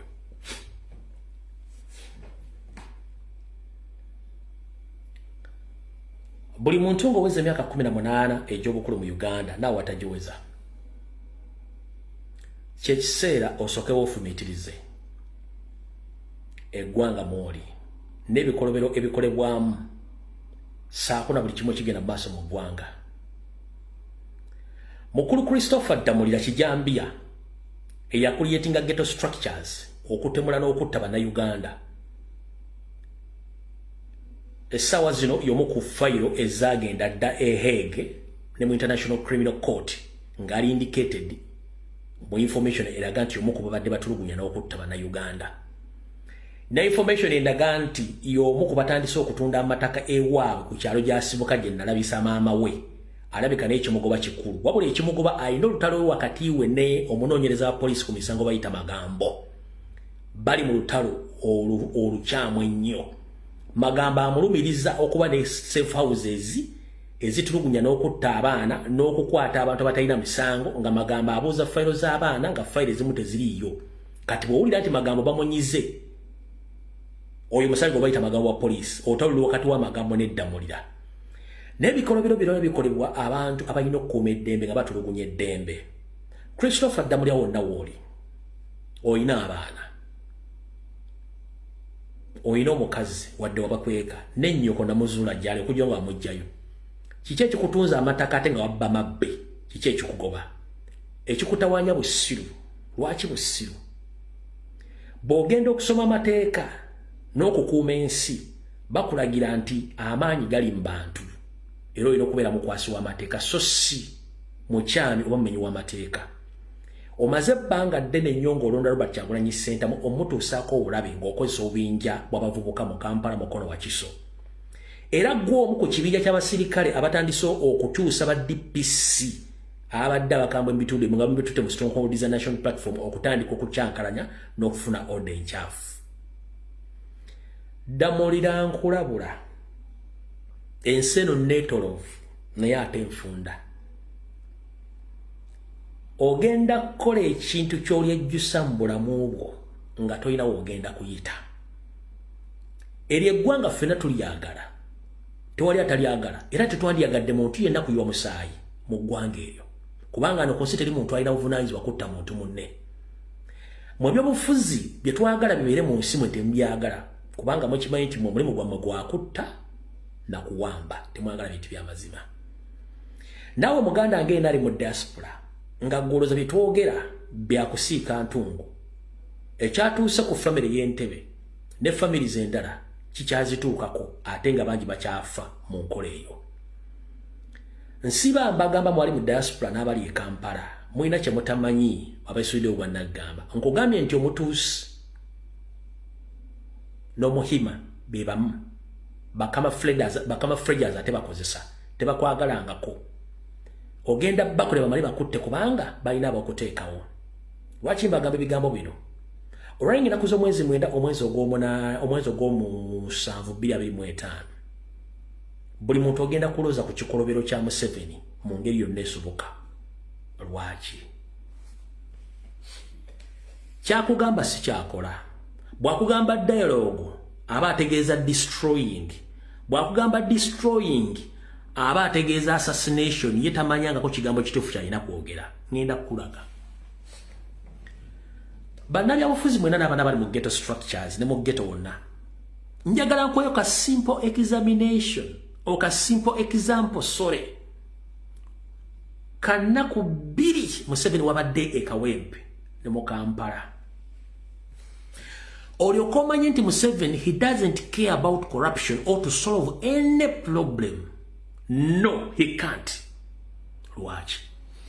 Bwe yabadde e Kawempe ng'agenza okulambula PDM kwaddeko abavuka ba ghetto abadde bakuba engoma babawadde sente zaabwe. Sente ezo abamu ku bagezi mu kibiina ne bazibba. Avubuka bano bagenze ne batwala sebazi bajjeeko wabula bazze ne basinkanyeyo seeri mu kitundu ekirala. Abaana ne beevaawo ne bagenda kale bagamba Museveni sente ze watuwadde baazitubbyeko. Omwana n'ayogera ababbye sente. Museveni kye yakoze teyagambye nti yabbye sente yali ludda mu mundeeteze wano abyogera. Yagambye mugambi baana mujje wano muli bameka nti tuli gurupu 2 tuli abantu bameka bantu 10 n'abwa milioni emwe nga tasobodde kuyitayo yabbye sente ziri kumukunya nti waki wabbye sente. Ekyo kiba kikulaga nti Museveni tasobola kusolvinga kizibu n'eki mu ggwanga lya Uganda. It's a simple example ekulaga right now lwaki abamwetolodde bennyini abatya ye kennyini akaddiye kati mbizo mukitegedde olwaleero kyenjagadde okulaga nti Museveni can't solve any problem at this particular moment because he fear his shadow and he fear all the people surrounding him. Yawadde sente abaana ewa e Kawempe abadde bakuba engoma sente aba era bazijja ku baana abo abaana bazzeyo kuba engoma bamugaye te sente bwazituwale bazitubbyeko n'ababuuza ani yazibbye ne boogera amanya ge yazibbye. Mwanaleko fuludoti nga z'okuyimiriza abaana abo abaana board naffe bagamba kati byogere Museveni abagamba buli bameka tuli group 2 tuli abaana 10 bagamba mujje buli omu namwa milioni 3 naye nga tasobodde kuyita kugamba nti eyabbye sente zino ali luddawa muleete wano nganza akulembera eggwanga no muleete wano ambuulire lwaki ajeemera ebiragiro byange. Oyo aba akyasobola kitegeeza nti someone can easily come and take your property. You don't have any right to go and report anywhere. Someone can easily kill you without a trace or without any record. Someone can easily grab your money from nowhere na agenda nga toina wogenda muwabira kubanga system eri rotten from down. Mukitegedde bulungi nnyo. Awo nvudde nga sinayita mu comrade wange nabadde newaza okwogera ku nsonga zino ez'omukulu eyafeza abaana wabula kanzogereko bwenti kijja kubabeerera kizibu nnyo ababbiddwako sente zammwe zifuna. Lwaki? Eyababbye temumanyi. Eyababbye abadde data collector. Eyababbye abadde data collector. Office mwe yababbidde kizimbe kya musajja wa State House Jero Mulamba. Balamu yabadde coordinator w'omuvubuka oyo. Ngero omuvubuka oyo data ina gwabadde akuŋŋaanya gwabadde wa state. Nga state ekimanyi nti abantu bangi ab'enkyukakyuka baagala fuluma ggwanga nga akimanyi nti operation za national platform weza zigenda cooperatingira bweru. So yateekawo omuvubuka oyo okucollectinga data w'abantu abo. Naye wetwogerera omuvubuka oyo yalimu okufuna crucial evidence ne data alaga abagenda okufuluma eggwanga nibagenda okukola data ya mubula. So data wa mubula nga takyalina wagenda kujja visa yabadde alina okubabba era muyinza okufuna omukisa state nemwefuulira olw'ensonga nti bamuinvestinga mu ssente nyingi nnyo to operate naye teyabawa information gyalina kubawa.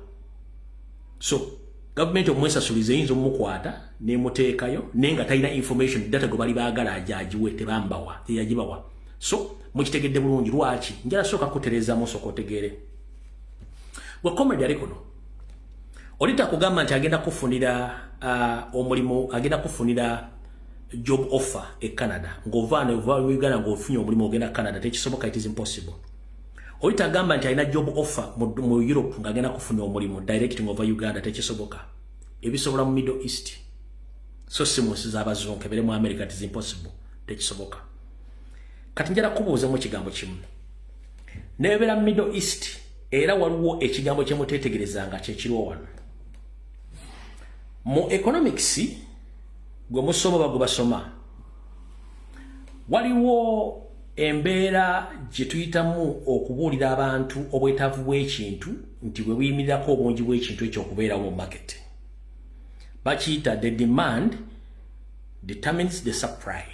Nti obwetaavu bw'ekintu mu katale bwe businziirako abafulumya ebintu ebyo okubifulumya mu bungi. Kati mumpulirize mu Middle East wokka kampuni ezitwala abantu okukola emirimu tezikyalina dimandi y'abakozi mu nsi ezo naye tezisobola bagamba mu Uganda tetukyalina mirimu. Nenge eri gye zitwala abantu dimandi yakende obwetaavu bakozi bwakendeera.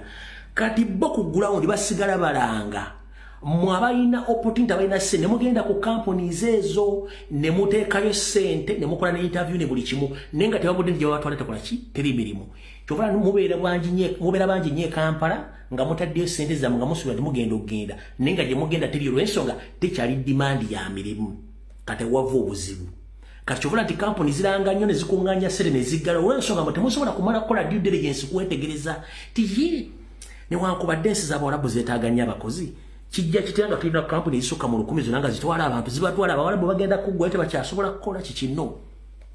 Ekyo bakiyita demand determines the supply. So the demand of workers in the Middle East eri low oba eri down. Naye bali ba agent e Uganda tebasobola kugamba nti demand eri wansi bakulaga kimu nti demand eri waggulu. So balanga nnyo ku TV ne mujja bajjo ne mu investinga ssente zammwe oluvannyuma kampuni eziggalawo olw'okuba tezirina mirimu. Kati y'ensobi weeva mukitegedde bulungi nnyo. Kati sagala badde mbakubbe ssente kyosobola okuva e Uganda ng'ofunye omulimu e Canada oba mu Europe oba mu America tekiriyo. That is impossible, tekisoboka. N'ekyo Middle East nkibanyonyodde bulungi nnyo emirimu tegiriyo. So tebayo kampuni egala tegenda kufunira omu tegiriyo. Wabula mbagambe kiri ekintu kimu omuvubuka oyo yali ku mission data collector. Bannayuganda bali mu diaspora mbagamba nnyo ba data collectors bangi nnyo abali mu Europe abali mu Bungereza abali e Canada abali mu America. Kye bayita data collecting omuntu ajja nga mumanyi na Uganda n'ateekawo ka kampuni awo n'atandika bajjako details zamu address bye mukola biki n'abuuza ne bye Uganda already abakufunyeko information. Kampuni eziva e Uganda nga bank ne zijja zibagulirawo account njala kubuuza kozesa omutwe gwo. Banka z'omu America ziri more safer than banka ez'e Kampala. Waki banka ya Uganda eva Uganda ejje kuguzisa account ya Uganda oba otegeera bulungi nnyo. Gwe tasobola kimanya nti banka zijja mu America okufuna data wammwe. Banka z'e Canada ziri more safer than ez'e Uganda. Lwaki banka zijja mu Canada bajjako details mu mugulewo account mutegeera lunaku ki? Those are data collecting companies. Company eva Uganda mbwezze kugulawo tabiri mu Bungereza ne babajjako details zammwe. Ngera kubuuza banka eziri e Bungereza ziri more safer than banka eziri e Uganda. Ne banka ya Uganda gyali e Bungereza togulawo mugulawo account muteeke ssente zammwe ati mujja kufuna magoba. That is what we call data collecting. Kezibe insurance kezibe kazibe zino companies zitunda amataka those are data collecting companies. Mbasomesezza ebintu bino muganyo bitegeera naye nga muli mu nsi eziri advanced ezimanya amateeka tusobola nti mutegeera ne muganyo okutegeera. bategera enfuna yo ey'obugagga by'olina eka famire yo buli goloza lwaki babattomoku omu oli yagudde mu kinaabyo olwazze Kampala ne bamuyigira kubanga they have all your information obugagga bwo ne lw'otambula balumanyi Museveni olaba yabbaali mu nsiko nga tannafuuka mu buyinza kati ng'ayagala ettaka ly'omu Buganda Abaganda mumuyina ettaka mumuyina ebya muganye okutegeera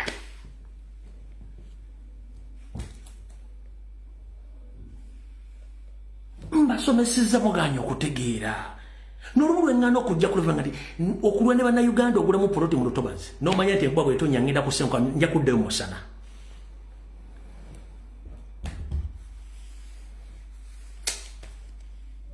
mulowooza sina byakukola baba tebalina byakukola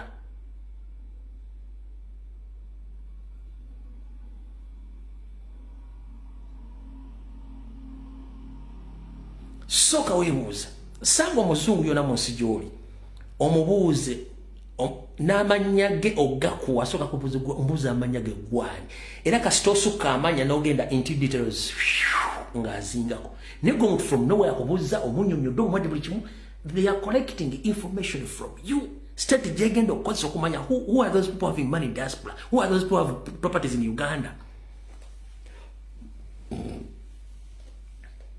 golooza lwaki NRM yatekinga over yuna kubanga yamanya yuna yabeeranga abasajja Abaganda abagagga abasoga abatoolo abanyakula balina sente nemanya how going to penetrate yuna kubanga gwali mukono munene n'agipenetrate nga n'agitwala yuna doesn't make sense these days kubanga Museveni yamanya no nzo ojja kunyigira ne kugamba amazima baba batta oli yazze Kampala mutidde ku kisaawe omulaba mutidde mukumu oli yagudde mu nyumba ye Kampala oli yafudde ava Uganda ngadde kuba they have your information buli kimba kirina simanyi equity ze sentinel ze do you know how Museveni operates simwe abantu abasinkana ba state operatives mu America nibaga kundi yasinkanya babakiriziganyizaako kyo kimachi babakiriziganyizaako mugenze mu yuna mutudde abakungu mu government bazze babadde mu yuna mumanchi bakiriziganyizaako behind the doors bakiriziganyizaako kuki kubaketta mwenna ani ali na sente zikola zitya zitambula zitya ekyo nakyo muganyo kiteeka mu bwongo bwammwe abantu abafa mu nfeetali tebafa nti beeyagalidde no babayinako data yenna muganye okutegeera so computer comrade strike machine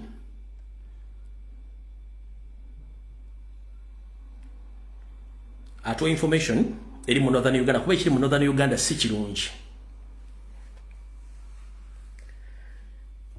atuwulire winyiddola ebikolobero byakola mu Northern Uganda Muhammad Nsereko n'atambula dotuddo mu America nga temanyi kyakola n'atambula Germany nga temanyi kyakola n'Amerika temanyi kyakola n'ajja mu America temanyi kyakola. Yes, comrade. Hello? Good evening, Mr. Strike Machine. Good evening to you, bro. How are you? I'm okay. Yeah, you're getting me clearly? Yeah, I'm getting you clearly. The people are waiting for you to get the information from the other part of the country and what is taking place over there. Yes. Yeah. Oh, thank you so much, comrade. There is a lot that I would have actually preferred to talk about. Yes. But today I would prefer to give you a bulletin, looks like a periphery, like a preamble of whatever is happening in Northern Uganda, regards to who is playing what, who is doing whatever, who is playing the game. And now the game has come into this particular this particular level that we've gotten to. And nothing is so there is no good news, of course. Every news that we have is bad news. But for now, I would like to first of all share with you these videos here. I wanted to first share with you, to first play for the colleagues, so that people who will be watching this live stream can get to understand what we are talking about. Mine will be strictly about land today. Land and taka.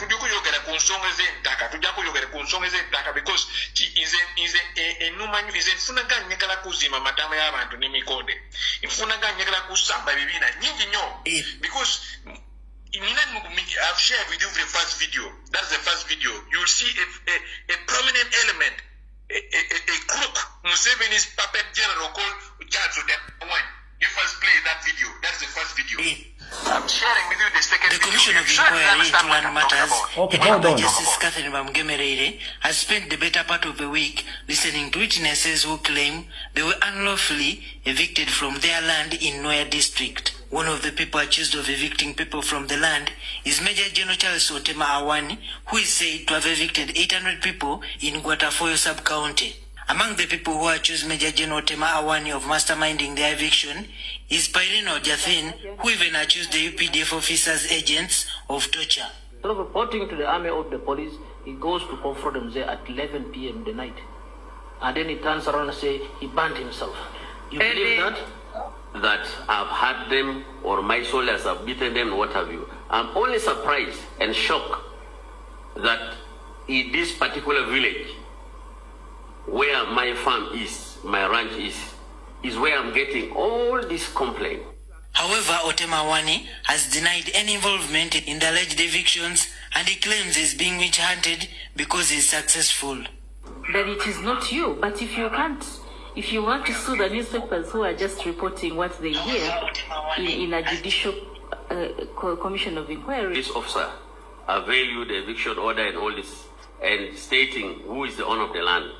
And I was expecting Dr. Ola to be invited by you here so that he come and state how he acquired the land and how he got the eviction order.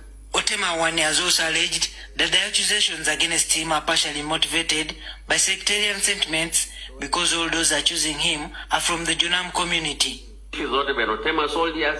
This is not about Major General Otema issues. The issue is about the tenants of the land. Where does it belong? Or it is who has that authority? Is it Junam or is for Acholi? Earlier, the commission had grilled the former DPC of Noya, Daniel Okero, who was accused of aiding powerful people to evict the poor from their land. Why should we trust you with more lives of Ugandans?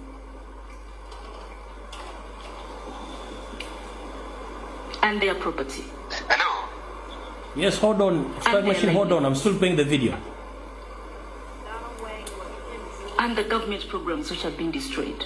Submission is that you wanted the school, the church, the mosque to stay. Who would utilize those facilities? Did not want to touch a mosque, and we protected the school with the preservation that this area, in that old village, it's not the only place which was neighboring the area, and they were not the only people using the school, because there are others who are still in court who would still use the said property. Juma Kiria, NTV. All right, Comrade Strike Machine. Yes. Yes, continue. I have sent you the second video, which is very, very important in this particular discussion. You help me play that second video that I've shared. Okay, hold on a minute, please. Because I've already played the other one. So wait a minute, then I play the second, then you intervene later. Okay.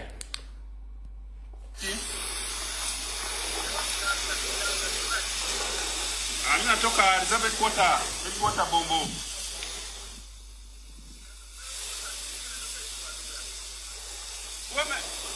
Don't anybody go court. Yeah. You must find it. No, not here.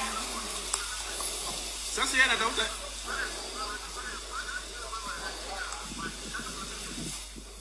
Wewe zungumza na yeye, sasa yeye sio lengango. Mimi uwezo yangu iko mimi nachunga mkubwa na viti yake and the family and the visitors wageni. That's my role. I have to protect his property, his life. Not his property. This is Rieman's home. Kazi yangu ndio hiyo, nitavunja gate hiyo. Sai. Usijali, piga yeye, atajibu. Mimi natoka Elizabeth Water Bombo. Wewe tafuta huko, wewe piga kwa headquarter yangu. Kama kuna sergeant mkuu kutoka Bombo, unavuga wapi?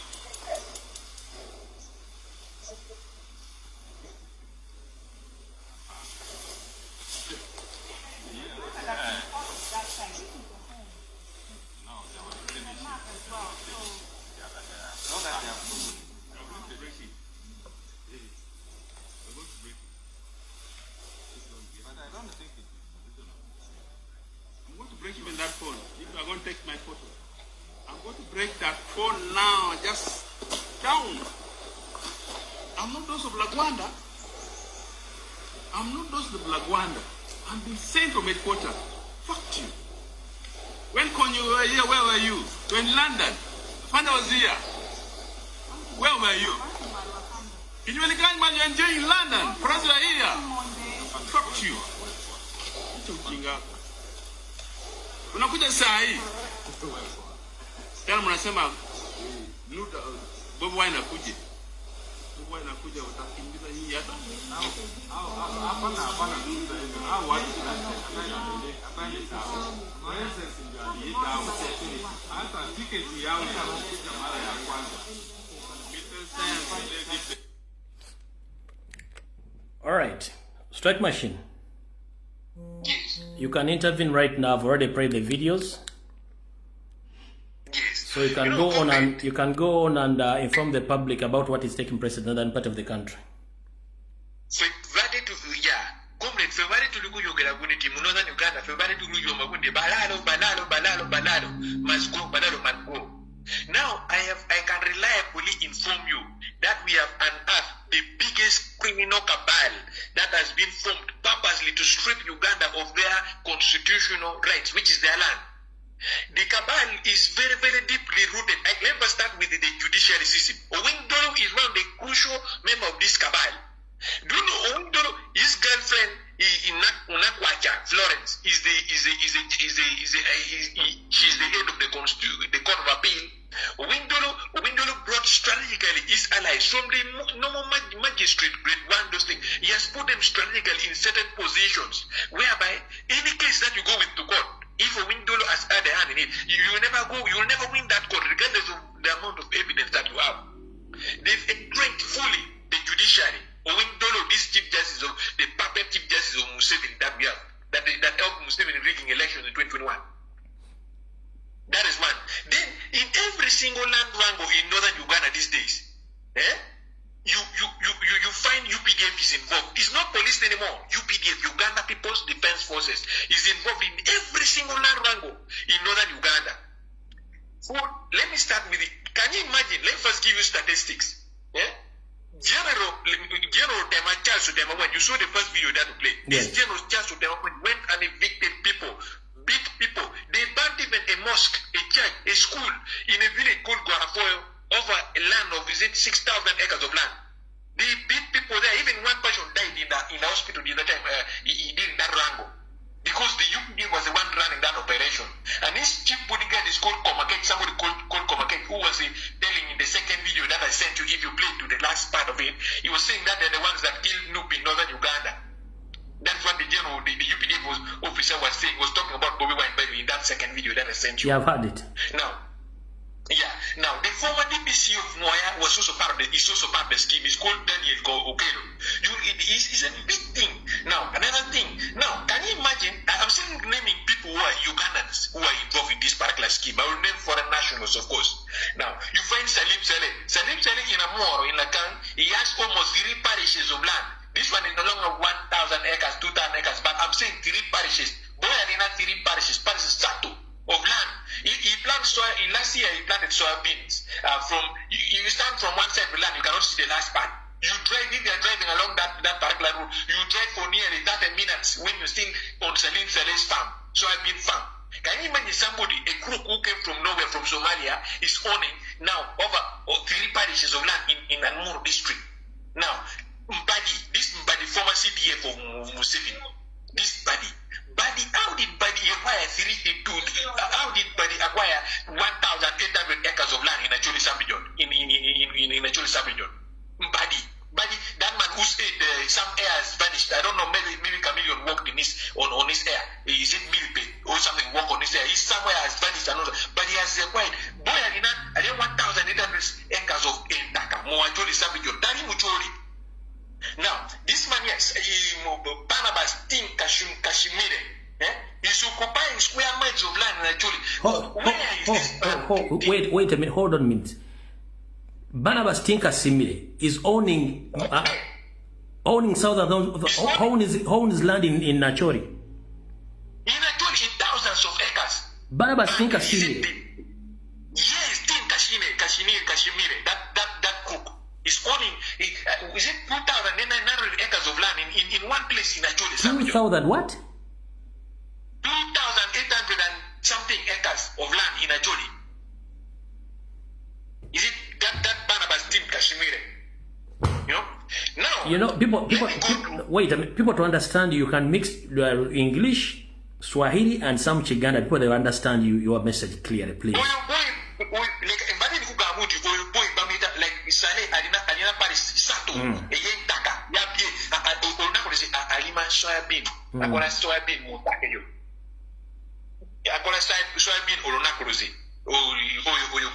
Salim Saleh.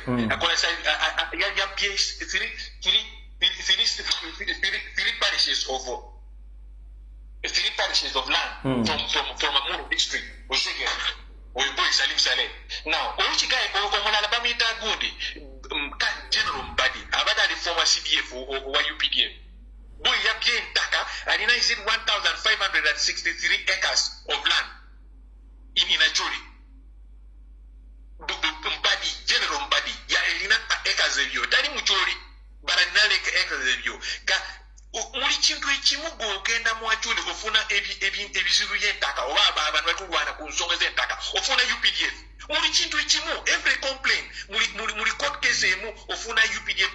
Why guy bamita General Otema ya sindikida abasirikale mu area bayi mu village bamita kota foyo mu Macholi sub-region mu Amuru mu Nwaya district abo basirikale bakubya abantu n'ekiboko bayote nyumba baba leka kusini veka video ya bayote nyumba y'omuntu abarelina 11 sacks of rice yo muchele ebintu byonna bigenze n'omuliro mu muliro bayote somero bayote mosque bayote church bundi entaka area general abasirikale bakola aba UPDF inina evidence nsogera ibintu bya propaganda inina evidence ku nsonga ebyo byogeramu waliwo mu kifeesi bamita izit Barnabas team Kashimwire Oya alina is it 2,500 and something acres in Acholi sub-region. I think how did Team Kashmir find land in Acholi sub-region?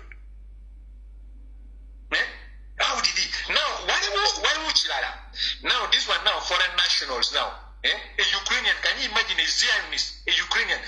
You know, let me tell you one thing. Whatever these people have done to people of Acholi, I don't really understand. A Ukrainian, Bamita, Abodo, that DPP, crooked DPP, that one no sema kadaba agama wundi omumwage gufanana iziti omudingo gwenkoko oyingaza Abodo chimani guno ti omumwage gufanana omudingo gwenkoko chikazi she has got 1.5 billion from this Ukrainian. There's a Ukrainian called Maxim Shekov like Agustine ke chipana na chikai olabe chipana chikai bamita Maxim Shekovic something like that ujimanye elinya yabasajja abo chiri a bit high or Ukrainian. They went, you know, the former IGP or the first IGP of a black IGP in Uganda. He was called Lieutenant Colonel Elinayo Riema. Guy abadalina like around 6,000 acres of land. Mwachuli sub-region, Mwamoro, ne part of Nwaya district. Mwamoro, ne part of Mwamoro district. 6,000 acres of land.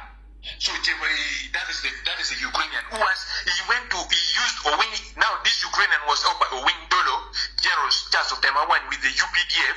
They went and like in Jaco Syndicate videos or that Ukrainian did in northern Uganda, in the land of the former IGP of Uganda, Elinayo Oriema.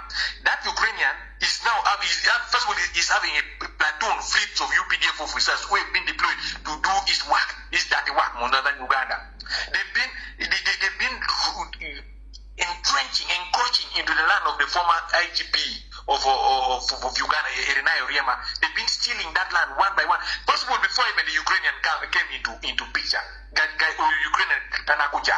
Why watch this guy Bamita General Temawan? When you know NRA, Museveni, Tinyafuza, Kagame, the Besiges, the Tumukundes, Montus, they camped at they made the NIA at the base at Nwaya district, at the branch of the former IGP of Uganda, Elinayo Oriema. They looted, there were 4,000 acres of ghetto. They stole it all. But you did there is a UPDF commander, a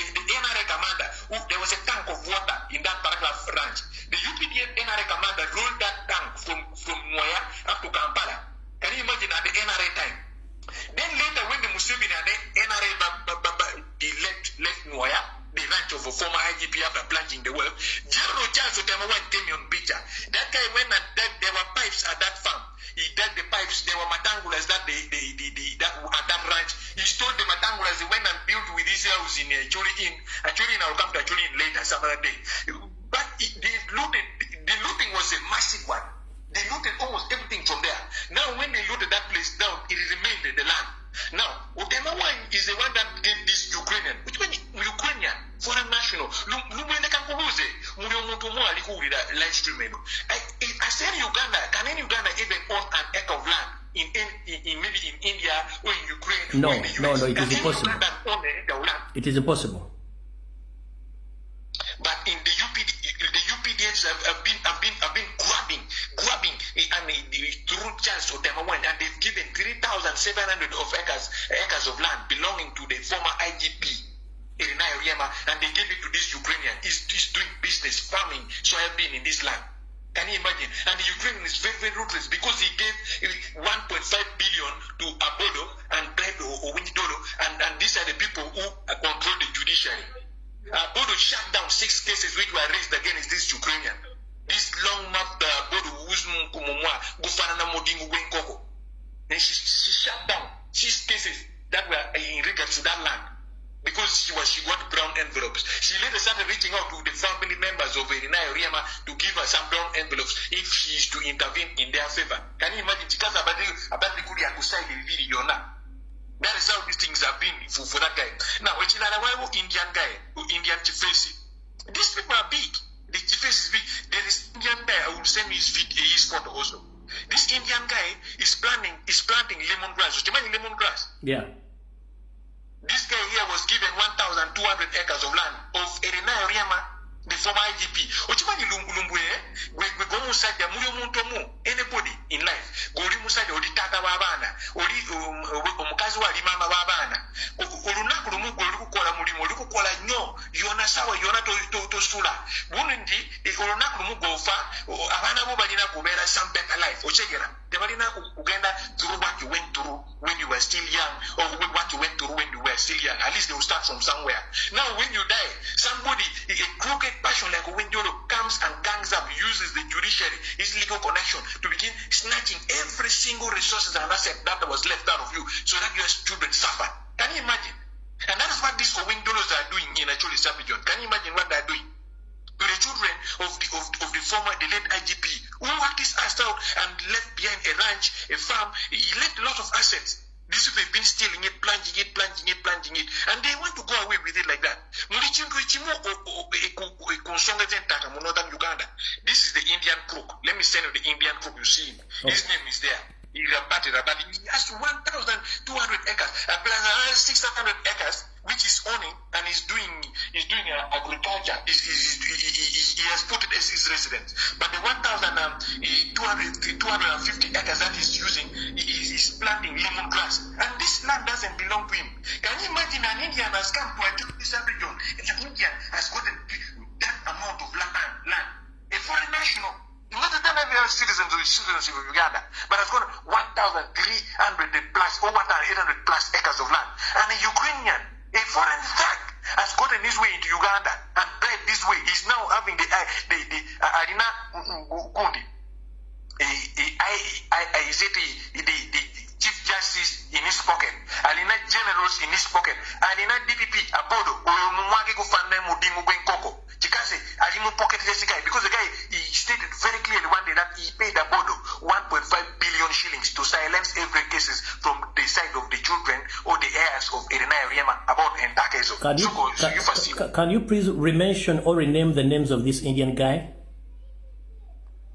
The names of this Indian guy is called Renjit Bansali. Something like that. Renjit Bansali. That is his name. Bamita Renjit Bansali. Okay. So that is the first thing. Now the second issue, Ngatuja Konsong is Zentaka. Now UPDF officers, recently there has been a lot of fights with the UPDF officers. There are good issues. Okay, Ochimani is in Yogede Konsong as a Mbadi. Mbadi Dari Muchuri and Nentaka thousands of acres in Acholi, Oshegera. But the Dari Muchuri, if you don't know where it comes from, Now, people like Tinka Shumire is having thousands of acres in Acholi. Fitubere to Kabundi, Balalo, Kakari, Balalo Bagenze, Fetulina foreign nationals, Tulina generals. Like I was seeing a video, UPDF officer guy, UPDF officers, they burnt houses. Can you imagine? They went and burnt houses. They ogenda kukwata bifanya basajja baziruka tebayagala kuno kukwata bifanya zaabwe nekusindikireka kano. Send. This UPDF, not other person, they are put on combat. That is UPDF. Those are UPDF officers putting on Ugandan combats and using Ugandan guns, which were bought using our taxpayers' money. Basajja bako ize mfunanga nyagala kuzima matama y'abantu n'emikonde oshegera kusama ebina sola buli omuntu omu abeera munyiivu nga tutandike to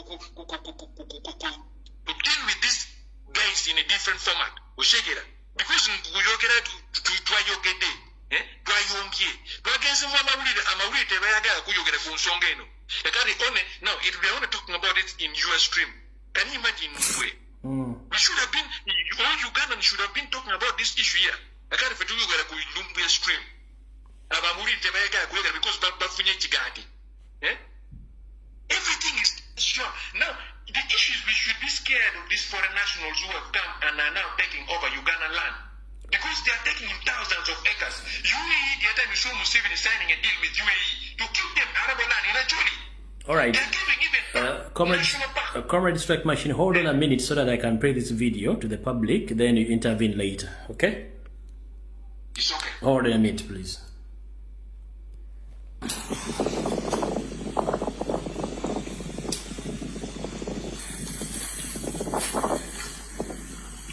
Who are you? I'm Nancy Orema. Look at what you've done. You know this is right. This is a titled land. Your boundary's over there. What's the problem? What's the problem? Why are you doing this? Why are you doing this? Don't tell me Timarani come down all the time. This is not your land. Are you in court as well? Take me to court. Hello? I can't take you to court. I don't know you. Thank you. So you're trespassing. Trespassing on whose land? Daddy? Hello? Utema? Mango any? Hello? Yes, Daddy. Yes, I think we need. Hello? Network? Yes. Come. No, I need network. Maybe it's a trick of pulling it. Yeah. Where was your grandfather? When our grandfather was working? Where was your grandfather? When our grandfather was working? This is a titled land, my friend. Titled land. People when I have cash, they buy land. I did not buy any land. Daddy, look at you, an old man. Daddy. Grandfather. You have no say in this land. Grandchild. You wait. You go to your father. Wait. You go to my father. You go to your father. Wait and see. Who is Lagwan? So you guys, why are you here? What is the Mama? Mama civilian. One of the things I'll be able to buy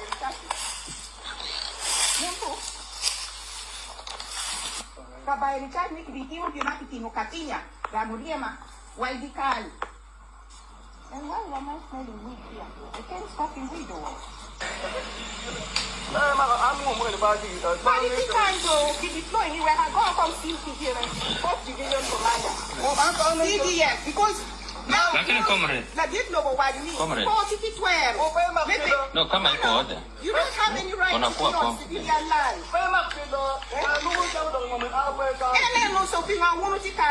Why are you here? Why is it here? Look at what they've done. Yes, Comrade Strike Machine. I've sent you the second video. You can pause that one. There is a second one where you can clearly see the UPDF they're coming to beat the one holding the camera.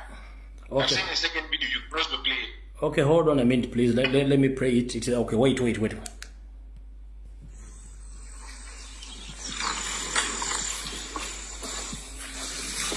is he hiding?